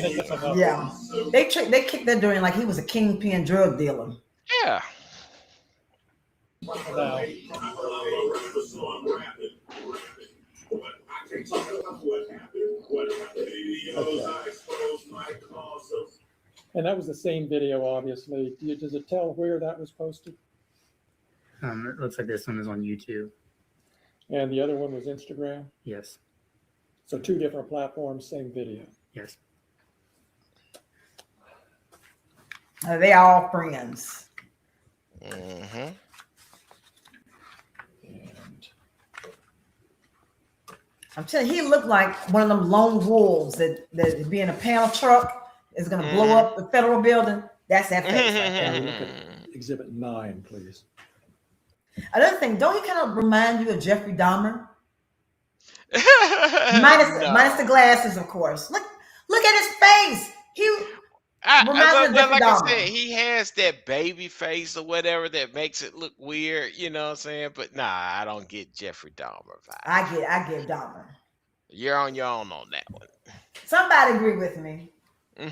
Of the 6 folks watching. And I'm looking specifically about halfway, a little more than halfway down. Do you see, Detective, where it's posted, not only did he steal my money from my house, he stole money out of the evidence room at the Adams County Sheriff's Department away from my house, making the Adams County Sheriff's Department a new crime scene. I'll just stop there. Again, Okay, did you ever steal any so money? let me read this on here. 1, a sheriff department, the Adams County Sheriff Department, false information from an unconfidential informant, lying snitch rat, Judge Roy Droopy Gabbard signing fictitious, fake, bogus warrants on me today, tomorrow. It would be anybody he doesn't like, and he has access to, and his grammar skills are terrible. Especially in Adams County. 3 Adams County prosecutor David Kelly issuing the fictitious fake bogus warrant that Judge Roy Droopy Gabbard signed. After video surveillance of the criminals camouflaged as law enforcement officers of the Adams County Sheriff's Department was exposed, the Adams County prosecutor David Kelly resigned as Adams County prosecutor and has now fled to Arizona. He did this to keep from turning over the communications of the case to Superior Court. 4. Detective baby making Brian Newland stealing money. Not only did he steal money from my house, he stole money out of the evidence room at the Adams County Sheriff Department, away from my house, making the Adams County Sheriff's Department the new crime scene. 5.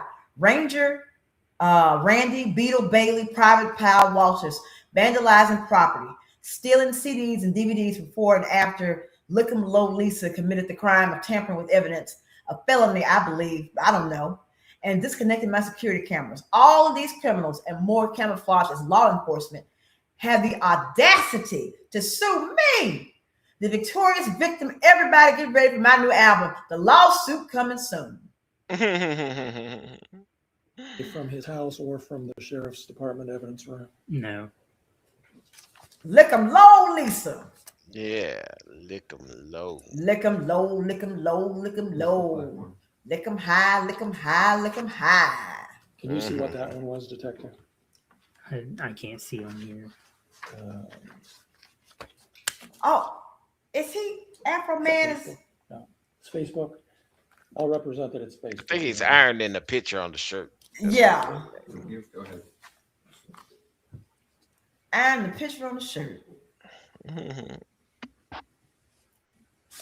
So, and we can take that down or whatever. We don't need to keep it up. I don't care, but I'm done with the exhibits right now. Detective, I just want to ask you, the first one we saw with you holding, it looks like a child with a smiley face. Yeah. What was that originally a photo of? That was from one of the shop with the cop events at the sheriff's office. What's a shop with a cop event? It's where the community donates money, and then local law enforcement will take lower income children to Walmart and let them shop for Christmas. Oh, And how wonderful. Did you participate in that event regularly? Yes. And do you know what year that picture was taken from? I don't recall. All right. And the little boy you were holding there, can you tell us anything about who that was? Not his name, of course, but who it was? Just a cool the cop and chose me to be his officer. Chose you to be what? His officer. And what did you do? Did you do something with him, shop with him, or what? We put him in the cruisers, turn the lights and sirens on, parade through town, and we go to Walmart and help him shop. And we come back to the fire department or wherever and help them get their toys ready or play or, and feed them pizza, stuff like that. And you did that more than 1 year? Yes. And that was a photo that Mr. Foreman or somebody on his behalf took and used in that pedophile posting? Yes. So, Detective,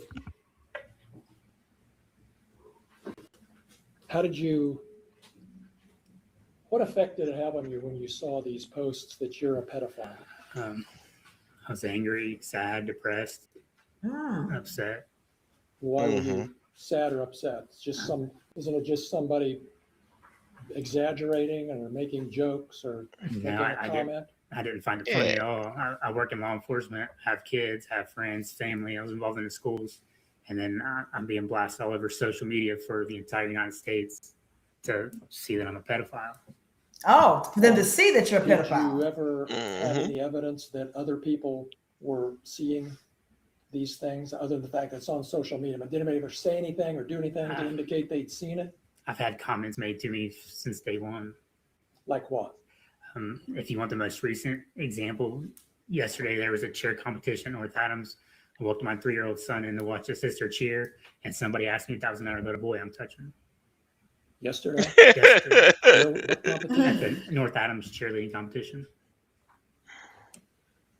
What other examples? Every time you go to an event, another comment's made or somebody says something. Another one I can recall was meet the team night for my daughters. We was in line to get slushies and people were making comments behind me. What comments? Just called me a thief and a pedophile and why was I there? And then started playing some of the songs on the phone. Some of Mr. Foreman's Afroman songs? Yes. Oh, Lord. So they're mad that he got trolled. He got trolled in real time. Yeah. Your kids, they're not plaintiffs, but did this have any effect on your kids that affected you in turn? Your Honor, I'm going to object to this. We had a motion, I filed, and I responded. Who knows better than to ask the question, because I don't care about the kids, because he didn't bring the kids in, so staying. What other indications have you had, Detective, that people are seeing and responding to this accusation that you're a pedophile? Just what's been said to me. It's been shared, been sent to me. I've had people make comments at games, while in the store. It's just so much stuff's happened. I don't even remember half of it. Well, if So this hurt you so badly, I would think you would. You were a Hamilton County deputy sheriff. Sorry, I said that earlier. You were an Adams County deputy sheriff, and you're not anymore? Correct. Why? I ended up leaving the sheriff's office just because of this, because of being called a pedophile and a thief. Oh. Explain to us just a little more about why that was so upsetting that you actually left your job. Because the sheriff's office, so I'm from Adams County, is where all my family and friends are from. The sheriff's office was my dream job, my position. I was friends with everybody, and it was where I planned to stay. It's been my career. I dedicated a lot of time, over 10 years, to Adams County. You know, whether it was calling at 1 o'clock in the morning or working 14 hours, I dedicated a lot of my time to Adams County, and I loved working at the sheriff's office. But it just got to be so much. If you go to a call or take a phone call, or you make a traffic stop, something said. You go to Walmart, something said. I stopped going to my kids' games for a little bit because every time I would show up, everybody would be looking at me or something would be said to me. It just spared their embarrassment. Okay. So when did you leave the sheriff's office? I ended up leaving in October 2023.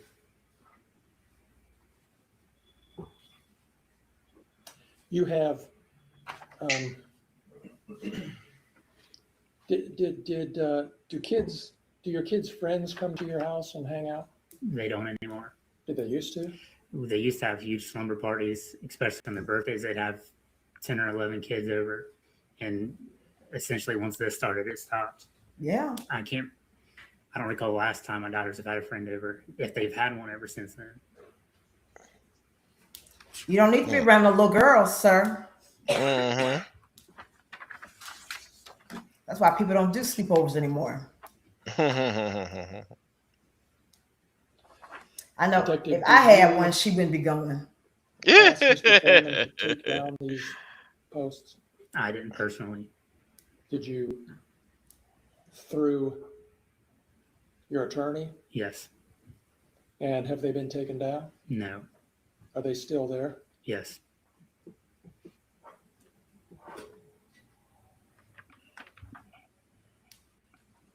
Those are all of my questions. Thank you. Thank God. Yeah.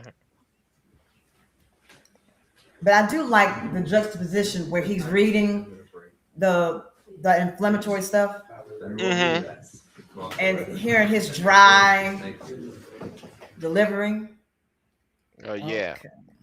Oh, wait till he gets to wet ass pussy, then you know what I'm saying? You're gonna enjoy that.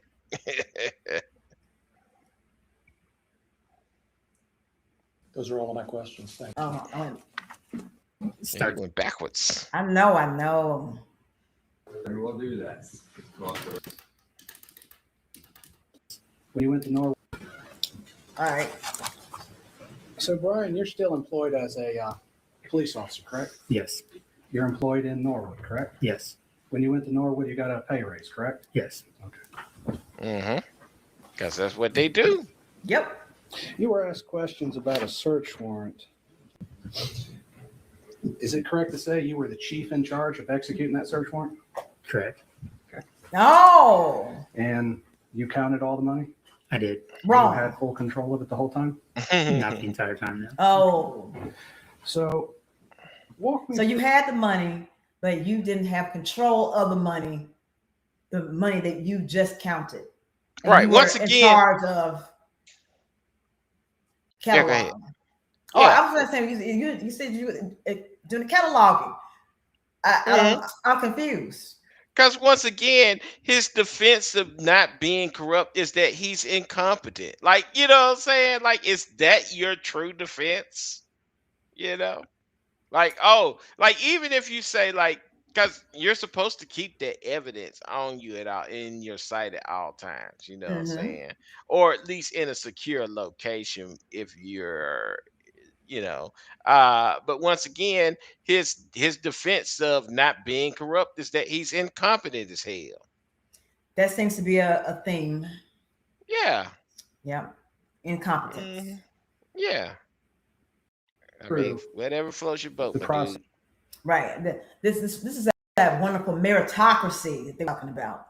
Hmm. We don't want any DEI because you know a black, one of the blacks. There's no way they could count the money correctly. Not none of the Hmm. blacks. Yeah. Yeah. By which you catalog the money.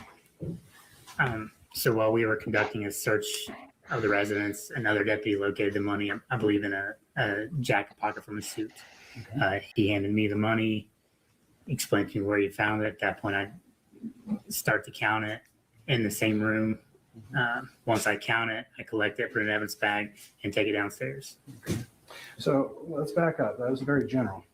So when you counted it, where did you count it? I counted it in the bedroom where it was located. And you counted it on the floor? Yes. Okay. And you made specific piles? Yes. Okay. Now, that's not all the money that was recovered is what was coming out of the suit, right? Correct. Where was the other money recovered? There was more money covered from, I believe it was an office downstairs. Okay. And where did you count that money at? In that room. On the floor? I don't recall if it was on the floor or maybe on a desk that was there. Okay. You were wearing your body cam the whole time? Yes. What was the time difference between the suit jacket money and the money downstairs? I don't recall. You reviewed your body camera. Yeah, it's been years. I reviewed it every year ago. I don't recall what the time frame was. You can't remember your lives, huh? Mr. Newland, let's ask that question. You were deposed, correct? Yes. You were deposed on August 8th of 2025, correct? Correct. Have you watched the body cam since then? I haven't. Well, I take that back. I've Okay. watched pieces of it. Mm-hmm. Haven't watched the entire thing. What pieces have you Lion watched? heifer. Just of me recounting, of me counting the money from the So bedroom. you watched only the part of your body cam where you recounted the money in the bedroom only. Correct. You never watched the part for downstairs. I did not. Lies. Of You never course watched not. the part where you sealed the evidence bag. No. Did you seal the evidence bag? The evidence bag was not initially sealed. No. What do you mean by initial? Once seal? again, So, It's incompetent. not a self-sealing Mhm. bag. It has to be taped. Mhm. So it was placed in an evidence bag and then brought downstairs to a central location until it was transported to the sheriff's office. In the central location, where was that? In the kitchen. And you left it there alone? No. Who did you leave it with? When I first brought it downstairs, Officer Cooley was sitting at a counter and I asked him to keep an eye on it while I continued the search. Okay. And did he keep an eye on Oh, so he gave the money to someone else to safeguard, Unsealed. unsealed. Yeah. Once again, his defense for being corrupt is that he's incompetent. Yeah. Mm-mm. I don't Yeah. even know what to say. I mean, what can you say at this point? You know what I'm saying? Like, I don't understand how you would, even if you weren't stealing the money, which I believe that y'all stole the money, but even if you weren't, you have given the appearance of impropriety. Exactly. Exactly. And even like I said, I don't think that he is necessarily the one who stole it, but his actions led to the money becoming missing. Mm-hmm. You know what I'm saying? So, like I said, if you took it downstairs and put it like I said, he's making it sound like he put it in a central location. That's like, man, I took it downstairs and put it on the kitchen table, unsealed. Unsealed. Anybody could have taken that money. Mm-hmm. You know what I'm saying? Because Anybody. you telling me to watch the money. Mm-hmm. So it's not on me. You signed off on it. So I want to get a couple of quick little bills here. Right. Right. And you're the fall guy. Right. Mhm. Right. Stupid. Mm-hmm. As far as I know, yes. What do you mean, as far as you know? I mean, I wasn't there the entire time. I went on to continue searching the residence and come back down. But wouldn't he be in the chain of custody? Yeah. So did he sign the evidence bag? No, I didn't. He wasn't What? in charge of the custody in that sense of signing or slinging the evidence bag. That was I you. just brought the cash down while we was still conducting a search and asked for him to keep an eye on it. So the cash was never left alone. That's my knowledge, yeah. What? Were you interviewed by a Mr. Robinson in relation to this matter? No. Okay. Did you make a report about the missing money? I didn't know. So there was this question about a return on a search warrant. Really? Can you explain what that is? The return? Yes. It's just an itemized list of property that's seized from a location during a search warrant service. Did it include an amount of money seized on it? Yes. Does that amount of money match what was written on the evidence bag? Yes. So as far as the court knows, there was more money taken than what was returned? I'm sorry. Oh, you So as understood far what as he the court said. knows with the return, more money was taken than what was returned. That's the way it appeared, yes. Did you put in an amended search warrant return? Go say, I don't say believe no. so. So you never corrected your statement to the court? Correct. Oh. Does the Adams County Sheriff's Office have a policy and procedure pertaining to the counting of money as evidence? I believe so. What do you mean you believe so? I haven't worked there in almost 3 years. Yeah, but Before you're you a worked police there, officer. Did they have one? Right. It was, I don't necessarily know that it was a written policy, you but remember it was stuff to like that. have Mhm. two people count the money. Did two people count the money? No. Of course not. Oh, I'm confused on that. Can you tell me why? So explain to me why it matters. Like, where you Really? found in this case's context. Why it Why matters? it's relevant. Your Honor, this is relevant because if the evidence of Mr. Robinson is admitted, which he has not been here yet, but if it is admitted, this would be direct evidence since you did not interview the person who counted the money. This would go to counter Mr. Robinson's report. And actually, in my motion in limine, I talked about it in the idea that we did not have time to depose Mr. Robinson to determine what his investigation was or who he interviewed. As such, I'm asking a leading question of Mr.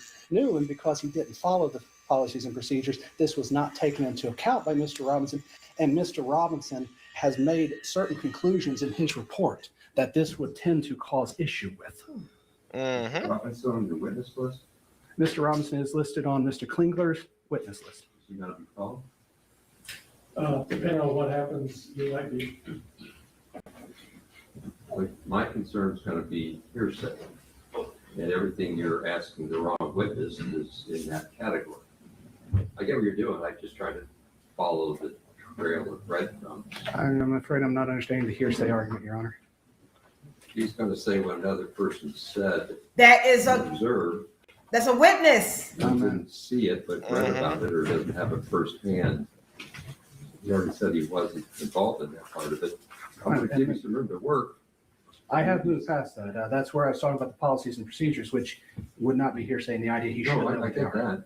that. I'm just trying to track where you're going, so I don't miss the ship sailing. Go ahead.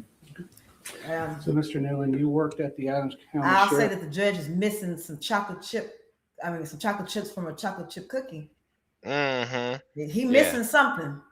Yeah. Well, once again, like I said, he's already been proven that he's prejudiced. So, you know what I'm saying? It's par for the course. Yeah, clearly. Office from, what was the date on that? 2014 to 2023. Yes. During that time, when you started the sheriff's office in 2014, you reviewed the policies and procedures. Yes. So you would have seen the policy on counting cash. If there was one at the time, yes. I don't recall. So you don't know if there was a policy. So you mean to tell me, Mr. Police Officer, that y'all don't have a manual that tells you the proper procedure? Y'all didn't learn this in school? The proper procedure on how to conduct a search and a seizure? Don't y'all Obviously practice not. this? Obviously not. And also, this would be like stuff that's standard across all police board. departments. Yeah, you know what I'm Right. saying? They, like I said, you know, like that doesn't make any sense. Like none of this stuff makes any sense to me. It's like, hey, you mean to tell me? Because like I didn't think about like, hey, you know what I'm saying, you counted and then somebody else counted. My biggest thing was you only counted it once. You mean to tell me there is no policy or procedure that says like, hey, make sure you count this thing multiple times to make sure that you got the amount correct. But And he's put it gonna in a sealed bag. yeah, and put it in a sealed bag. It's evidence. You put it in a sealed bag. Put it in a bag and seal the bag. You know what I'm saying? I'm pretty sure, and I think that's what they was talking about. That other dude, you know what I'm saying, is gonna testify. Is that like he's gonna say, like, yeah, these are the procedures that he should have done. So, but yeah, I mean, once again, the whole thing of no, I'm just incompetent as hell. I'm not corrupt. I'm just a dumbass. I'm just one of the good old boys. Yeah. Yeah. Correct. So how do you know it was supposed to be counted by 2 people? That was the practice that we normally adhere to. Oh, so it was the practice y'all normally adhere to, i.e., the policy. Yeah, except this time. I tell you, I've said this plenty of times. If the story don't make sense, it's not true. And this don't make no sense at all. Nope. Be counted by one and then recounted by a second. Okay. And the second person would initial the evidence back? No, it was just kind of like almost like a system of checks and balances. And then the seizing officer would still initial and seal up the evidence. This may sound an extremely stupid question. How many times did you count the money? I counted it one time. Why only once? At the time, there was so much going on. I counted the one time, put it in the bag, and until we got done. One time for the one time. Yeah. Stupid. So when you retrieved the bag, you never counted it again? Correct. Okay. What? Did you seal the evidence bag before you left? I did not. Did you seal the evidence bag at the Adams County Sheriff's Department? Yes, it was sealed at Adams County Sheriff's Office. I didn't ask if it was sealed. I asked if you sealed it. Yes, I would have sealed the bag. Deposition of August 8th, 2025. Do you remember that day? Yes. Do you remember I asked you about the money? I remember that conversation about the money, yes. Oh. Do you remember I asked you if you sealed the evidence bag at that time? I don't recall you asking that. Really? Okay. He just asked you. He said during the deposition. Did you ask the sheriff to do an investigation on the missing money? I didn't, no. Okay. So obviously there must be 2 different answers to that question. Yes. If the story don't make sense, it's not true. Yeah, none of this makes sense. So I just want to get something clear here because my notes are a little fuzzy. You were in the Army at the same time you were a deputy, right? So yes, I was in the reserves at the time. Okay. So that's why you would have been a full-time deputy in 2014 and then discharged honorably from the military in 2015? Correct. Okay. You said this job was exciting. Yeah. What do you mean by exciting?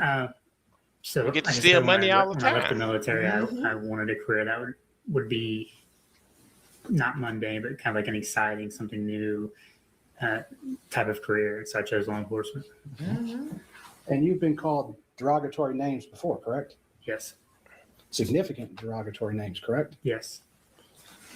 And that's by members of the public, correct? Yes. And that was prior to 2022, correct? Yes. Okay. And you mentioned you have some brothers. Do you have a brother that worked in law enforcement? Yes. Was he the chief of People's He was. Police? Why did he leave? Why does it matter? Your Honor, it has been brought up because one of the images has William Newland, and as you read through the post actually talks about Mr. Newland leaving the police department. So therefore, I am building a foundation to show the truth of what statements are in there. Is that the reference to the plaintiff's picture? It's a reference to one of his exhibits. Yes, give me a second. I'll tell you which exhibit. As long as it refers to that exhibit, I get where you're going, so you can keep going. Okay. I'll re-ask the question. Why did your brother leave the People's Police Department? He was charged with some kind of crime through Adams County, through the Adams County Prosecutor's Office. Some kind of He crime. was subsequently convicted. Jaywalking. He resigned You know or how quit it sometime is. during the process. And it is a fair statement to say it involved minor children? I really don't know anything about the investigation. Bitch, you know. Uh-huh. You don't know anything about your brother's crime he was charged with? Just what I've seen on Jail Tracker in the past. So you're not close to your brother? I'm not, no. Okay. Right. Are you close to your family? Even if you're not close, like Yeah, if most of my anything, family. that would make Then you why not more your brother? interested in what he did. You know what I'm saying? Like if you don't like your brother and you find out he fucked up, you know what I'm saying? You're like, yeah, I want to know all of the shit. Mhm. You know what I'm saying? Law But enforcement. yeah. Well, we were both in the Army at the same time, separate parts of the world. We kind of got close again, and then once this, his issues happened, we kind of just drifted apart again. So you drifted apart once he had a criminal problem. Correct.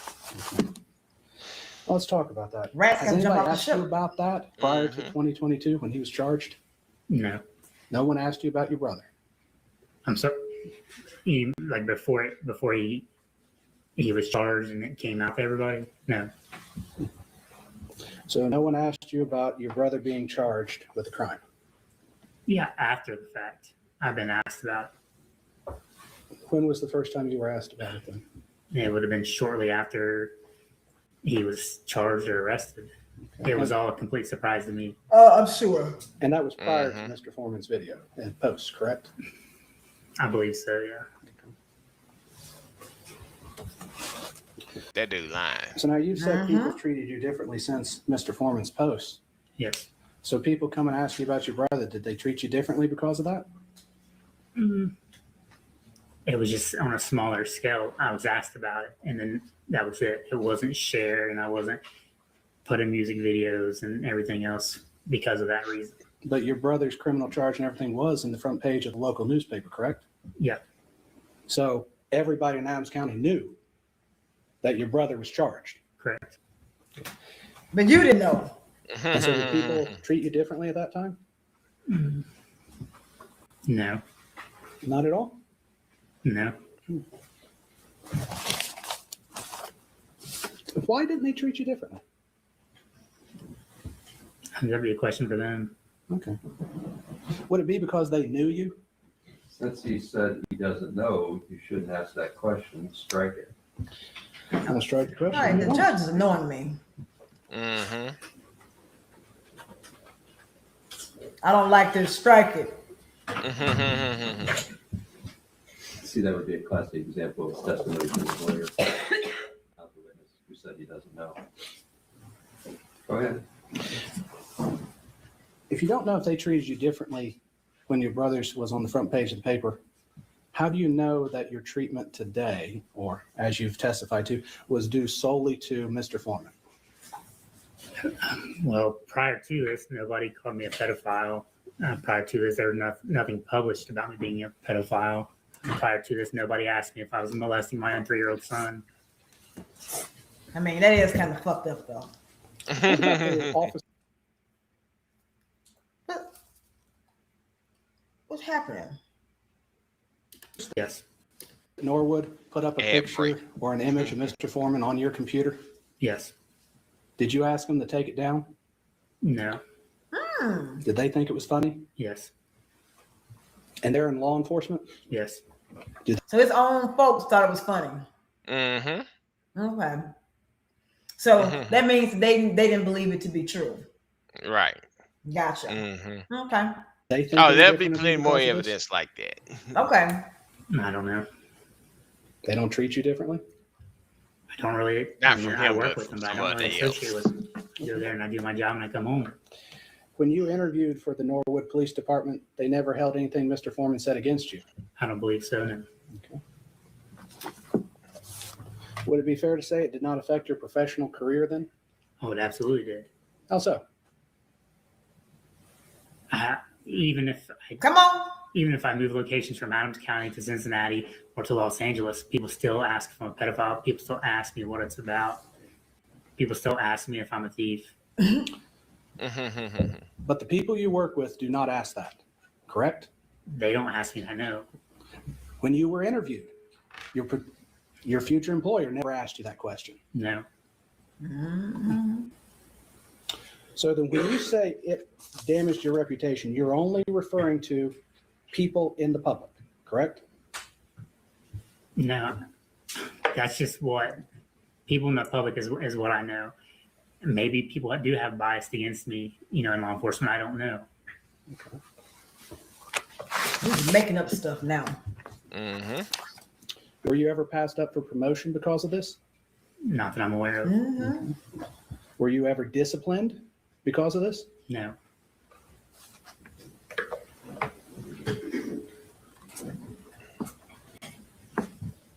Okay, he looks like And you agree while you're out in the public, people are he seeing. looks like a cross between Dahmer and Doogie Howser. Like if they had a baby, that would be him. Oh, like I said, I see the baby face Doogie Howser. I still don't see the Dahmer thing. The little beady, shifty looking eyes and no lips. That's Dahmer. Yeah, that's a lot of people. I don't know. You perform your law enforcement duties, Yes. and based upon what they see, they will make comments about you, correct? Yes. So how you perform your duties reflects on your reputation? Yes.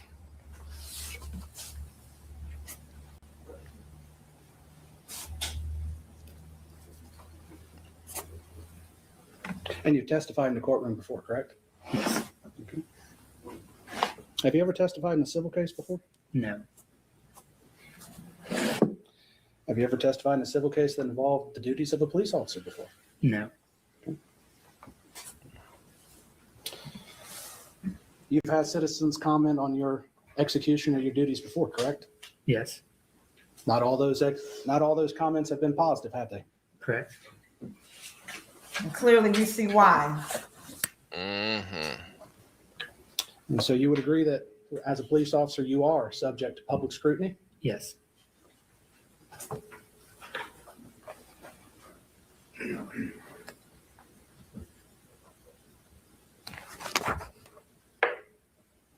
And you've never sought to keep your status as a law enforcement officer secret? No.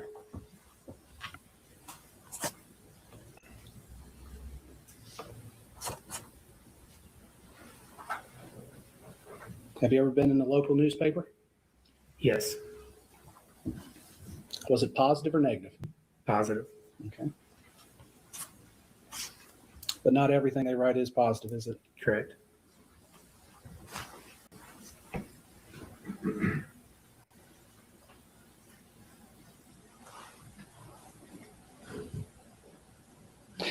As you've said that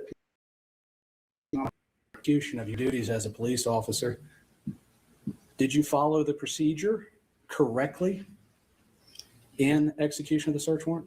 In the execution of the search warrant itself, yes. Okay. So you knocked on the door as required by law? Correct. Okay. And then you decided to kick it in? Correct. And then when you couldn't kick it in, you went to the side door with a battering ram? Correct. Why did you try to kick the door in with your foot? Is this what we're not trying? Your Honor, he has opened the door and saying that his... No, I closed the door. So I don't think we're trying the search warrant case. Your Honor, he is claiming that his reputation is linked to how he performs his official duties. I am merely introducing that he has not followed procedures, and therefore a person can criticize him on that, and therefore he would have that as part of his reputation.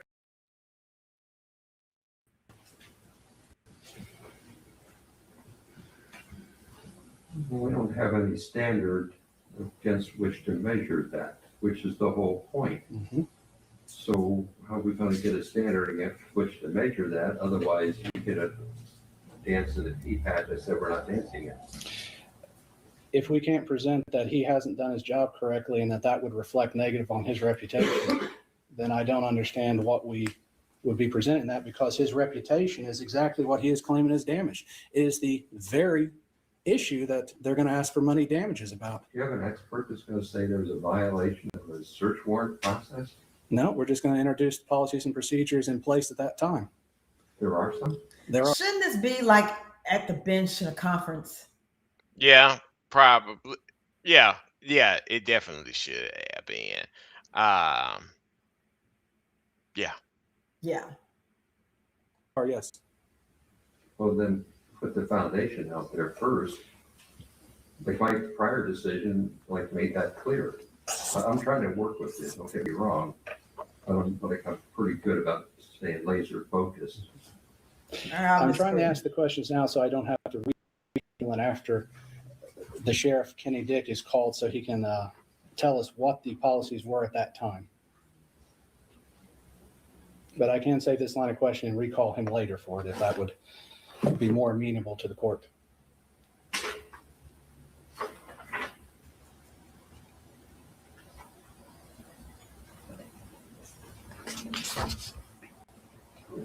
I don't like see policies and procedures on your witness list. The witness list or exhibit list, Your Honor? It's all together, so exhibit list. Like I might have an old one. There is an amended one, if I may, Your Honor. You have one, Mr. President? Yes. Amended when?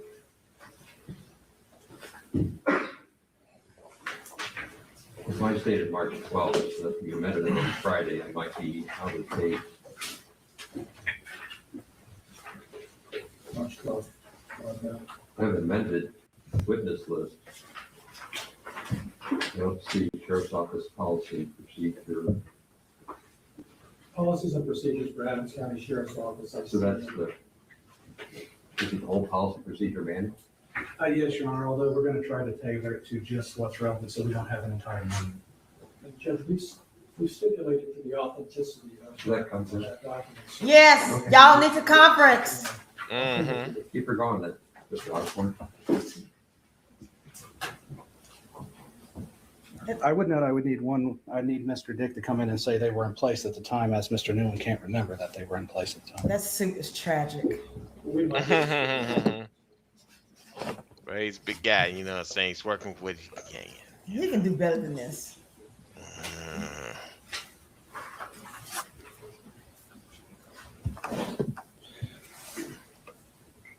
Now, it's not every time you're in public that people yell and scream thief or pedophile, correct? Correct. There's quite a few times you can have a peaceful meal with your kids and never have any problems. Correct. It's only at certain times this occurs, correct? Correct.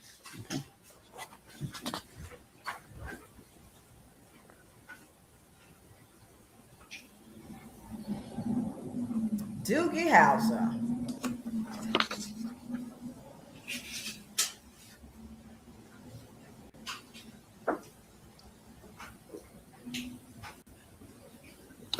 Have you ever been accused before of stealing money from traffic stops? Yes. What? It was not. Well, he Mr. Foreman said accused you you, could be correct? accused. That doesn't mean you did it. He But, said, you know what I'm saying? but still, if you have So- been accused of stealing money and then you are the person that's in charge of cataloging the money, I would think that you would, keep up with the money because Yeah. you've had issues in the past with the money. Uh-huh. Yeah. Yeah. But obviously, like I said, he didn't learn the first time. So here we are again. Or the police department didn't learn the first time, because if he has an issue with money, which is a crime of moral turpitude, theft, why would you then give him responsibility to do the exact same thing again? Well, like I said, the whole thing is that they're supposed to have procedures, and it's obvious that this guy does not follow the procedures, and that's why he keeps getting in situations like this. Like I said, somebody can accuse him of taking money because he doesn't follow the procedure. If he had somebody to count the money after him, or to at least count it multiple times and seal the bag up after you counted the money, then you wouldn't be in this. Because, like I said, those are standard procedures. I don't think there's any police department in the nation that has a procedure that's wildly different from that. You know what I'm saying? Like the Mm-hmm. minutiae might be a little bit different, but it's basically like, hey, count the cash multiple times and then seal it up. And seal the bag. Yeah. And he Mm-hmm. did none of that. Look, we know better than that. When we used to work in retail and would have to close the register. Exactly. Exactly. You know? Like you So maintain control over that money. yeah. Duh. So two crazy teenagers know how to count money better than a 30-something-year-old cop. Mm-hmm. You know? Oh well. I'm gonna try to get him finished, and then we'll do a part 2. Have you seen a copy of Mhm. Mr. Robinson's report?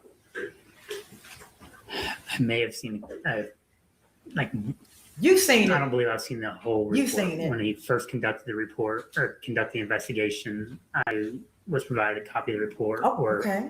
a partial copy. But you never sent that to Mr. Foreman, did you? I didn't know. And you were too lazy to read it, huh? Mm-hmm. You would agree if someone called someone a baby killer, that would be an exaggeration? I'm sorry. If someone called someone a baby killer, that would be an exaggeration, wouldn't it? Yes. Nobody would take that seriously, correct? I'm sure somebody would. Somebody So like when you talk about would. your reputation, are you talking about your reputation only in Adams County, or are you talking about it in the whole world? My reputation in general. Adams In what? County, Hamilton County, the entire world. The entire world. The entire world. So you care what people think about you in Australia? When it affects me and my job, yes. How does Australia affect your job? I'm not saying that it does. I'm just using it as a generalization. If it affects me and my personal life and my job, yes, it matters to me.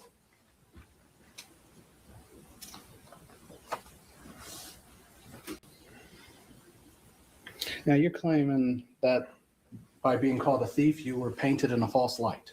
Yes, And what exactly does that mean? that I was being painted in a false light. You've been accused of stealing from traffic stops before. So being accused of stealing in traffic stops before was when money was seized and forfeited by the courts and no longer returned. And I was, unquote, quote unquote, called a thief. Okay. Never to this extent, Okay. Oh, okay. to this Mhm. broad, you know. So he's used to being But called you a agree thief. there is some similarity Mm-hmm. here. Money was seized here too. Correct. That you didn't have to maintain control over. Moron. Mm-hmm.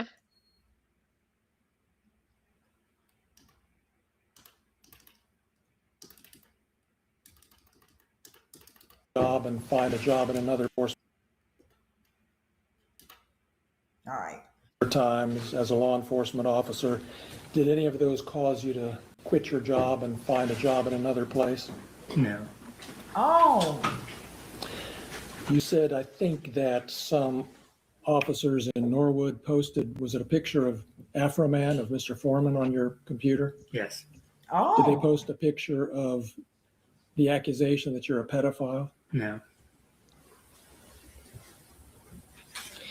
As a public official, you're subject to scrutiny, I believe was Mr. Osborne's question, and you agree with that, correct? You're subject to scrutiny. Yes. And when you became a police officer, did you think you were signing up for being called a pedophile and having to lose your job? No. Do you think do you think being called a pedophile is just an exaggeration? No, I don't.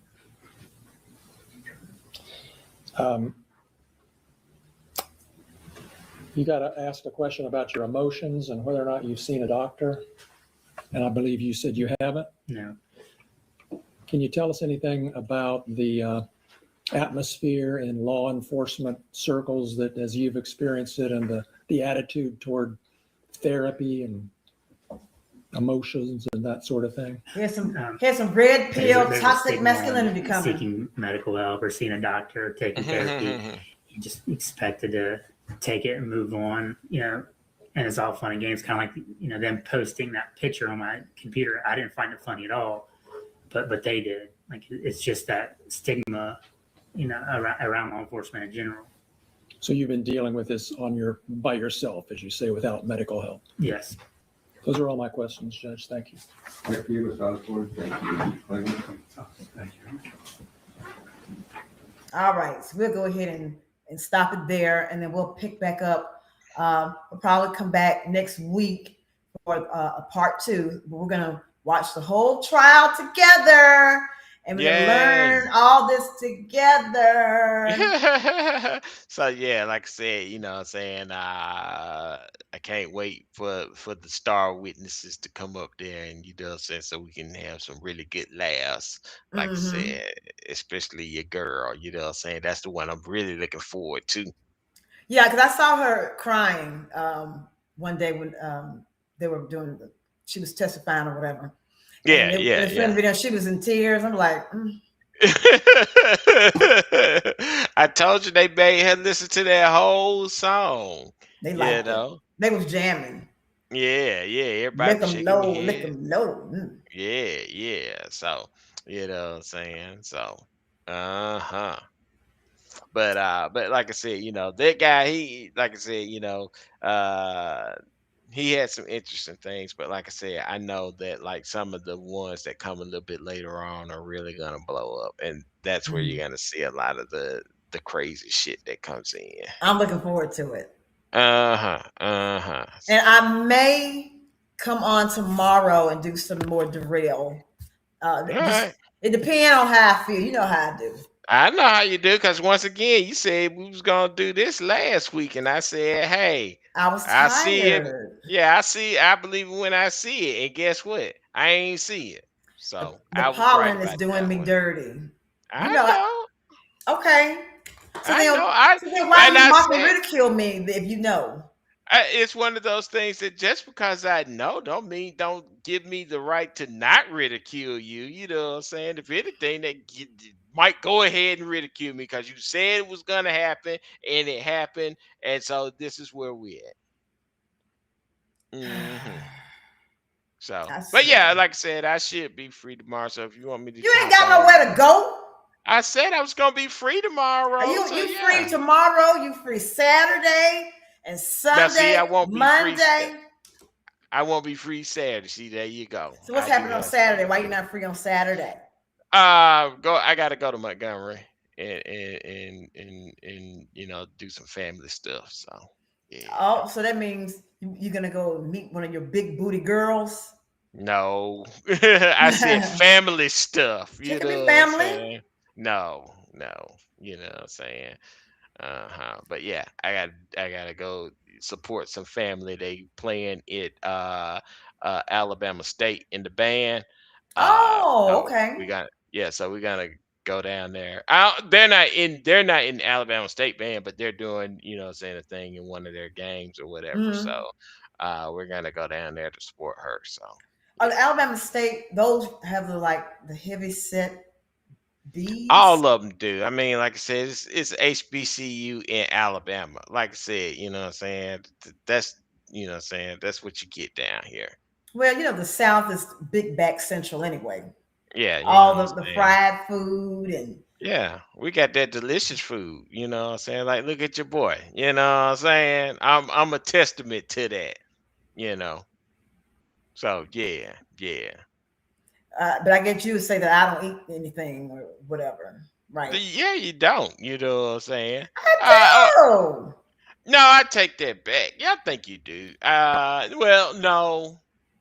I'm gonna say no. If you're Like thinking I remember. Yeah, I remember the half a chicken breast back in the days. So yeah, that's yeah. I did what I could. When you are working in a stressful environment with idiots that will send you an email about you hanging the phone up too hard, or what else did they do? Yeah. Tell everybody that you can't speak to each other. You can only say good morning and good afternoon, and that's all you can say for the whole day to each other. Yeah. And then So like a 30-minute lunch. Yeah. So this chicken breast, like I said, we worked together, and they had a cafeteria, and Oh, we worked at the same company or whatever, and they had a cafeteria, so we got together and ate or whatever, whatever. And saying she ordered like basically the same thing almost every day, right? So, like I said, she get this chicken breast. Now, this chicken breast is like the most pathetic chicken breast It is I've pathetic. ever seen in my entire life. So, first of all, it ain't like the size of a normal ass chicken breast. No, they were kind of big though. No, they weren't. As Some far as like, yeah, breasts. that is not the size of a chicken breast. A chicken breast is like huge. Like I said, that thing is usually like this big. You know what I'm saying? If you have hormone filled Popeyes or Church's Right. chicken, But this yes, thing is like damn near a quarter. You know what I'm saying? And the it's like size of a normal chicken. first of all, this thing is like the most pathetic piece of chicken breast I've ever seen in my entire life. And then she didn't even finish that. She only ate about half of it, and she talking about, "Oh, I'm full." All So yeah, right. you don't eat anything. Yeah, I'm sticking with my first statement. Yeah, you don't eat anything. Again, I was going through some things, but you Yeah, remember the hell I went through in that most department. people, most people when they go through some things, they eat more. You know what I'm saying? Not eat Well, less. remember my stomach was messing up, and I Yeah. had to conduct a lot of business. Well, you know what I'm saying? Hey, And in you know what I'm conducting saying? that lot of business, It is what it is. But all I'm saying is that, like, yeah, I'd still remember that pathetic chicken breast they used to serve you all the time. Oh, and the reason why we had to eat at the cafeteria was because you only got a 30-minute lunch. Now, if you left the premises, the property, which it takes about like 10 minutes to leave and then turn to Highway 280, but you had to clock out, and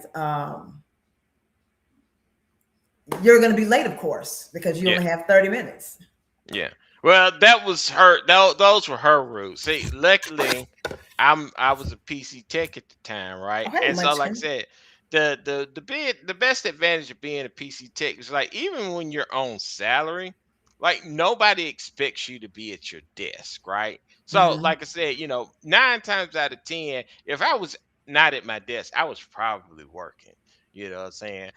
But you know what I'm saying, if I was at my desk, I was probably just goofing off and just having fun. So like I said, yeah, it wasn't nothing for us to just up and disappear for like an hour, hour and a half, maybe even 2 hour lunches, you know what I'm saying, all the time. Because yeah, nobody would ever question you like, hey, where's Mike at? It's like, yeah, he's probably out there fixing stuff, whether I'm fixing stuff or not. So it was always easy for me to duck out. Now, the thing about me is that I was always one of the type of people to make sure the work get done. Like we had some Mhm. people that would try and fuck it up because they disappear all the time and don't get the work done. But like I said, I got the work done and then I disappeared. You know what I'm Mhm. saying? So nobody ever said anything to me. Well, I had, Shirley. Hmm. She, I mean, being called into a meeting about someone heard you pass gas in the hallway. That was my life.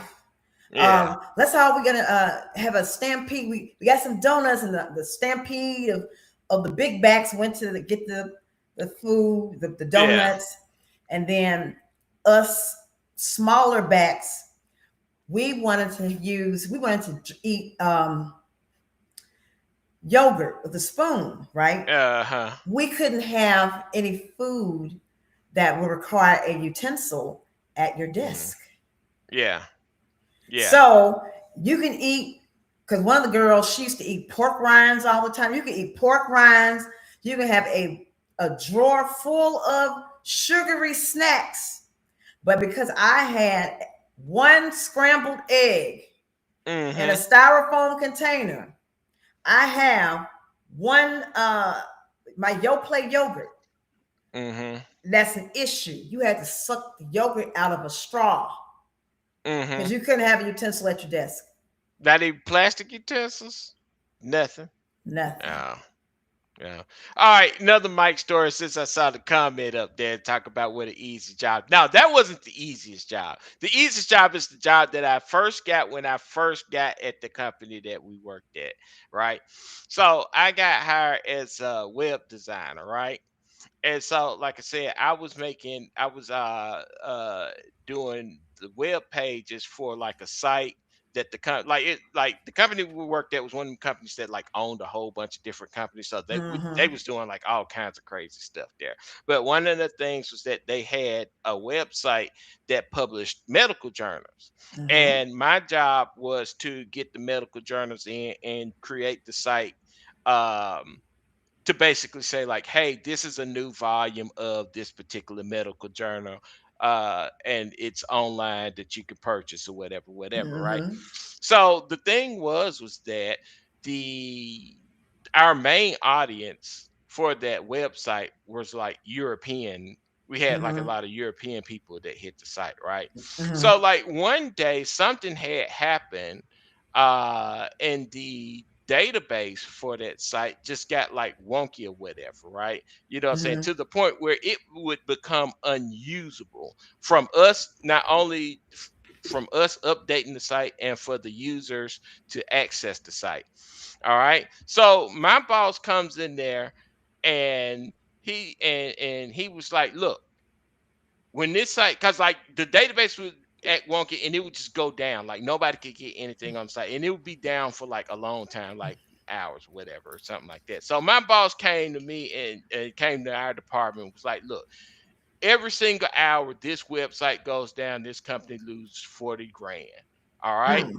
From now on, nobody is able to update the update the database until after 12 o'clock, because that would be when the largest amount of our traffic would, saying, come in from Europe, right?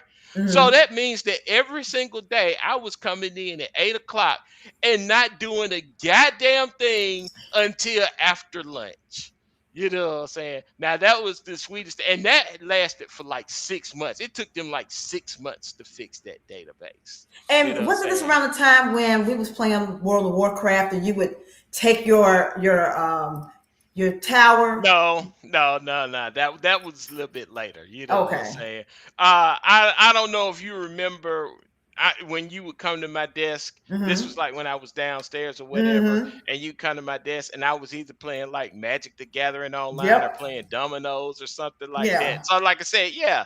And the crazy thing was, like I said, you might be like, oh yeah, he's sitting here playing game, but what else am I supposed to do? Because I can't do any work at all. The boss literally said you cannot do any work until after 12 o'clock. So, like I said, I just clocked in, and for the first 4 hours, I did absolutely nothing, and then I hustled and got my work done before I got off. Mm. So, yeah, that was the easiest job I had, and Well, then I I moved mean, departments because I didn't want to do web design no more. because see, Mike's desk was my salvation. That was my escape. I'd be like, okay, I can't take this. I'm gonna go down to Mike's desk. And then Mhm. we had got one of the girls that worked in my department. After I was thankfully laid off, that was one of the happiest days of my life. So for those who's listening, so this is how I got laid off from that shit goblin job. Yeah. So we were having our department was being renovated, and so we were working in different spaces, temporary spaces or whatever.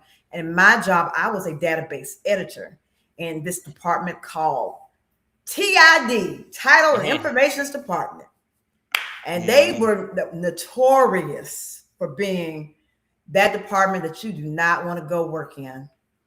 So I was friends with, it was one of the girls, Dana, who sat like to my right, because we had little half cubes.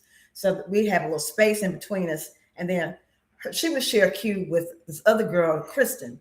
I shared on my left side with Shannon. So because we were the newer people, we had to sit in the front, and all of the regular people got to sit in the back by the window. So they was having a good time in the back. And, they could play on the computer, not us. We in the front.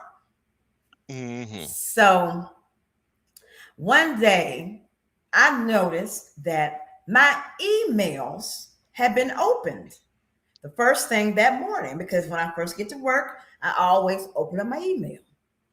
And I'm seeing emails open, like red. And so, like, me and Dana, she and I were really cool because we had the exact same personality. Like, I was the black version and she was the white version. We were the same. Like, we had the same uh, sarcastic nature. You know, the same. It was just, that was my white sister. Mm-hmm.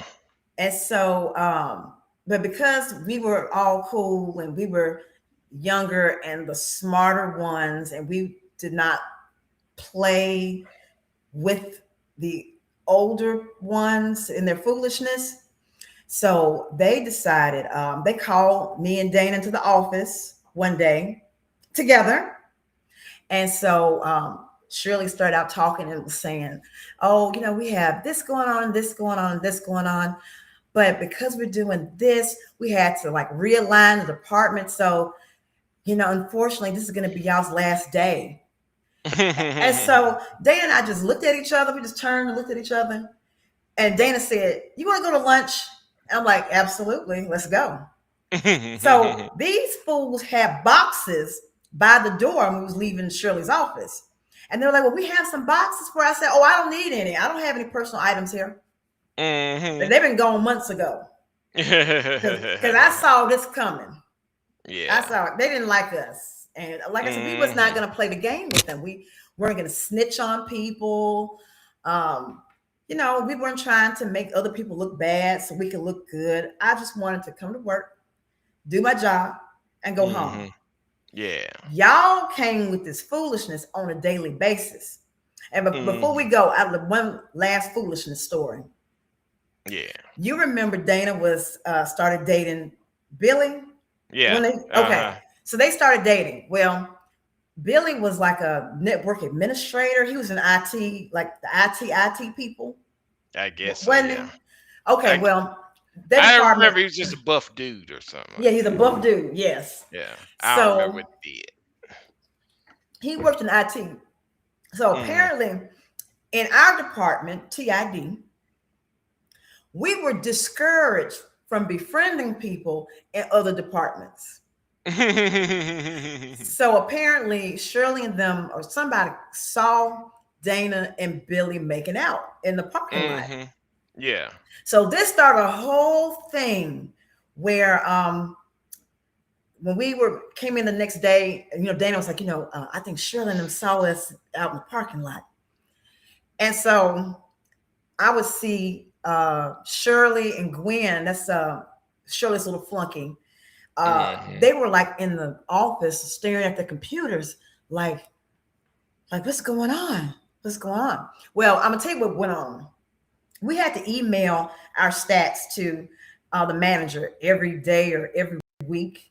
So we would be mailing stats, we would be asking questions. Email would not get read, it would get no response.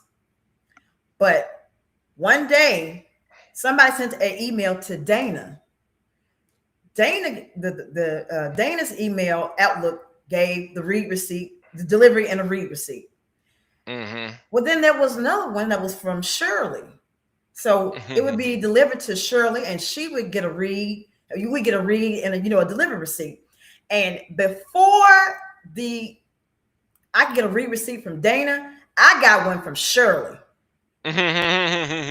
So they had went and they had took over, gave control of Dana's email to Shirley, but they didn't have sense enough to turn the auto reject, not the reject, but the auto delivery and the read receipt. Yeah, so you would get a read from Shirley before you get one from Dana. And so we were all in on this. And so we would start to troll, like we would, Billy sent one with a password that was encrypted. So if they got it, all they would see would be do you have the password? So he did that. I would be like, Dana, I have a question.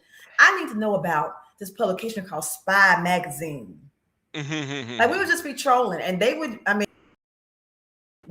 and stuff like that. So then Shirley came with this 12th hour project that was due like I think Friday, and she brought this to our attention on late Wednesday afternoon. So you can imagine that we were not motivated to get into high gear and work overtime and all this other stuff because you knew about this 2 weeks prior, but you were busy reading Dana's emails. Yeah, yeah. So yeah, that's the kind of shit that I had to go through. And this was my first corporate job. I was so excited because this is gonna be my first job, not in retail. And I was like, I finally I got my degree, and I'm gonna make, I'm gonna make at least $40,000 coming out of college. I'll take that low salary. My college degree got me an extra 25 cents. I was making $10.25. And Dana, since she didn't have a degree, she made $10. So I got 25 cents more because I had a degree. Congratulations. Yes, I was working hard, baby, working hard. I have so many stories I could tell y'all. So many stories. Yeah, me too. Of that place. That place was hell. Yeah, well, I mean, like I said, my department was hell. Yeah, I didn't go through as much stuff as she went through, but like I said, it had some issues, on a daily basis. And I think that if you were like a smaller, more fit, younger person, excuse me, they had it out for you because it was only us. Yeah. Well, also, I mean, A, look where it's located at. But B, I think one of the biggest problems with that place is that, like, if you know what company it was, it's like a big company in the area. And so, like I said, it's one of them companies where I'm pretty sure they feel like, oh, yeah, we could just fire you and hire somebody because everybody wants to work here. You know what I'm saying? And that's like the feeling that I had. I was excited too. Yeah, you know what I'm saying? They didn't really, I was too. I was like, hey, I'm going to be working here. Man, that's awesome, So, like I said, that was kind of the attitude that they kind of had, was that like everybody is like super disposable. So, like even somebody like I said, I know she had a position in the department that was bad. My department was good, but it still sort of had that stigma to it of like, yo, we can get rid of you and find somebody just like you. You know what I'm saying? We can get rid of you and have two people like you banging at our doors trying to get in. And I'm telling you, like the campus was beautiful, but you had to ride down this horrible street called Highway 280, and it was an accident every freaking day. I'm talking about every day. And it was way down 280. So I had to be there at 7:30 so I could leave at 4:30 to make it to class because I was in law school at the time. So I'm talking about leaving at 4:30 on the dot. I probably get down the hill at 4:45, and I had to drive all the way across town. And there have been accidents all down the interstate because remember, 280 was only 2 lanes at the time. Yeah, and like I said, 280 is like the worst highway in the area, right? Because like from my house when I was working there, because like one of the things that it did for us was that when I started working as a tech is that like we would like rotate our shifts. So like sometimes we'd be on the first shift, sometimes we'd be on the second shift, sometimes we'd be on the third shift. Like when I was working the third shift, and like I said, there's no traffic on there. It took me 20 minutes to get from my house to the company, right?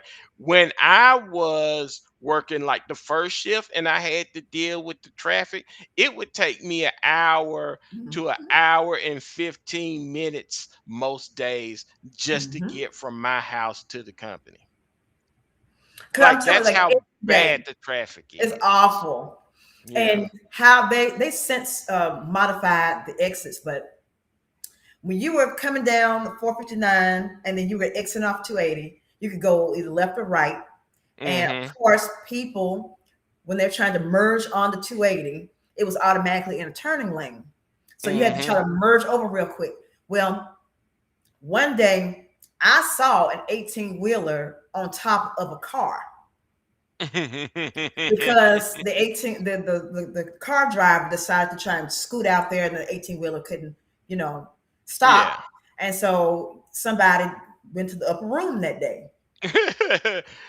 Now, one of the things I've always said is I never live on 280 because I know, like I said, I be leaving home. I be leaving work going home, and then like sure enough, there'll be like an ambulance because there's also a hospital on 280, right? So Mhm. there would be an ambulance that like trying to get through the traffic, and I'm like, yo, if you was having like a heart attack or something on 280, man, especially at rush hour, you can just forget it Yeah, because they're like, there's no way you're making it to that hospital on time. mm-mm, mm-mm. It's literally impossible, you know. See, and she said 280 is the worst in the state. It's Yes, awful. it is awful. Like it is what like people say like Atlanta traffic is like that's Uh-huh. what 280 is. It's It's basically just Atlanta traffic it's traffic for no reason. for no No reason. reason.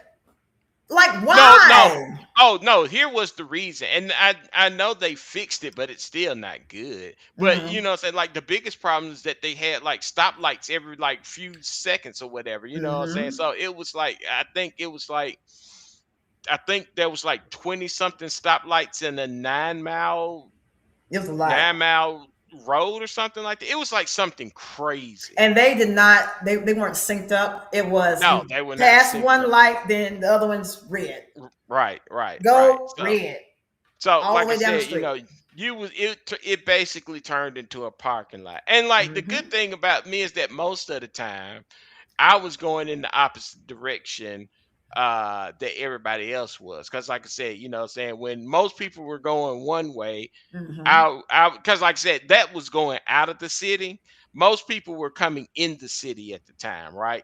And so, like I said, and vice versa, when I left, I was going back into the city and everybody was coming out. So, like the traffic on the Mm-hmm. other side, I had the good side, right? I had the best version of the traffic, and it was still terrible. So I'm looking Mm-hmm. at the people on the other side, and I know they are just miserable because it is 10 times worse on the other side. And it's already like 5 times worse for me. I mean, we used to, coordinate with people like, hey, just let you know when you come down 280, down Hmm. there by, Syrian 280, there's an accident. Yep. So you want to make sure that you get over. I mean, that's how we had to survive. And there Yeah. was no, we didn't have well, at least in my department, I didn't have the ability to have a supervisor understand that I got caught in 280 traffic because Hmm. somebody decided to run in front of an 18-wheeler and died. I had to still be there on time somehow. Yeah. Yeah. So. Oh, and this is gonna be the last thing I promise. You remember I was telling you how Shirley and them wanted us to go through the phone logs and highlight all of the calls, personal calls that you have, and you can only Hmm. have 2 5-minute calls per day. Hmm. And Yeah. so I'm thinking in my head, being logical, that if, say, my mother calls me and she doesn't want anything, we're only on the phone for 1 minute, then Hmm. I have 9 additional minutes that I can use because I'm using 10 minutes. Right. No, no, no. I had to be on the phone for my one Hmm. call for 5 minutes. So either my mom is calling me to tell me absolutely nothing, Hmm. I'm going to tell her, you have to stay on the phone for another 4 minutes. Why? It's the rules. It's the rules. Hmm. So yeah. Yeah.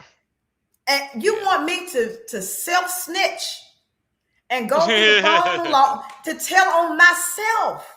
Yeah. Yeah. Like, who got time for this? I know. I know. But anyway, our old ass need to go and get in the bed. All righty then. We'll shut it down. We'll save Yeah. our stories for next time. Yes.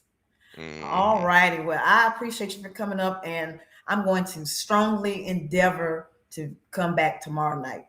All right. Well, just like I said, just let me know, and I'll try and swing in and give me some commentaries in.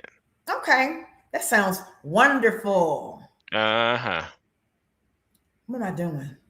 I don't know. Hush. I'm trying to go ahead and do my. Okay, here we go. All right. Well, thanks to everybody who came by. I appreciate those who hung in there. Those of you who are watching the stream, love you lots. Leave your comments. I love to interact with y'all. I do read all of your comments. Okay, so Mike, this is the last thing I'm gonna say, and that's gonna be drums, please. Hit it. If I can find it. Keep pressing buttons. Something's gonna happen. No, here you go. Yeah. Drums, please. Drums, please.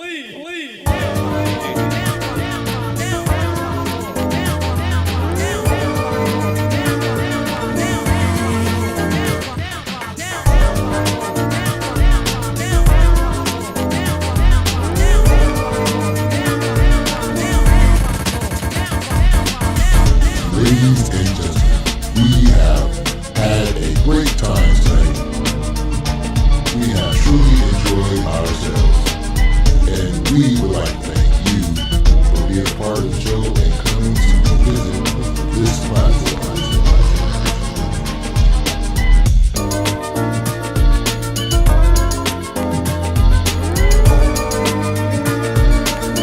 Live on YouTube, Auntie Miracle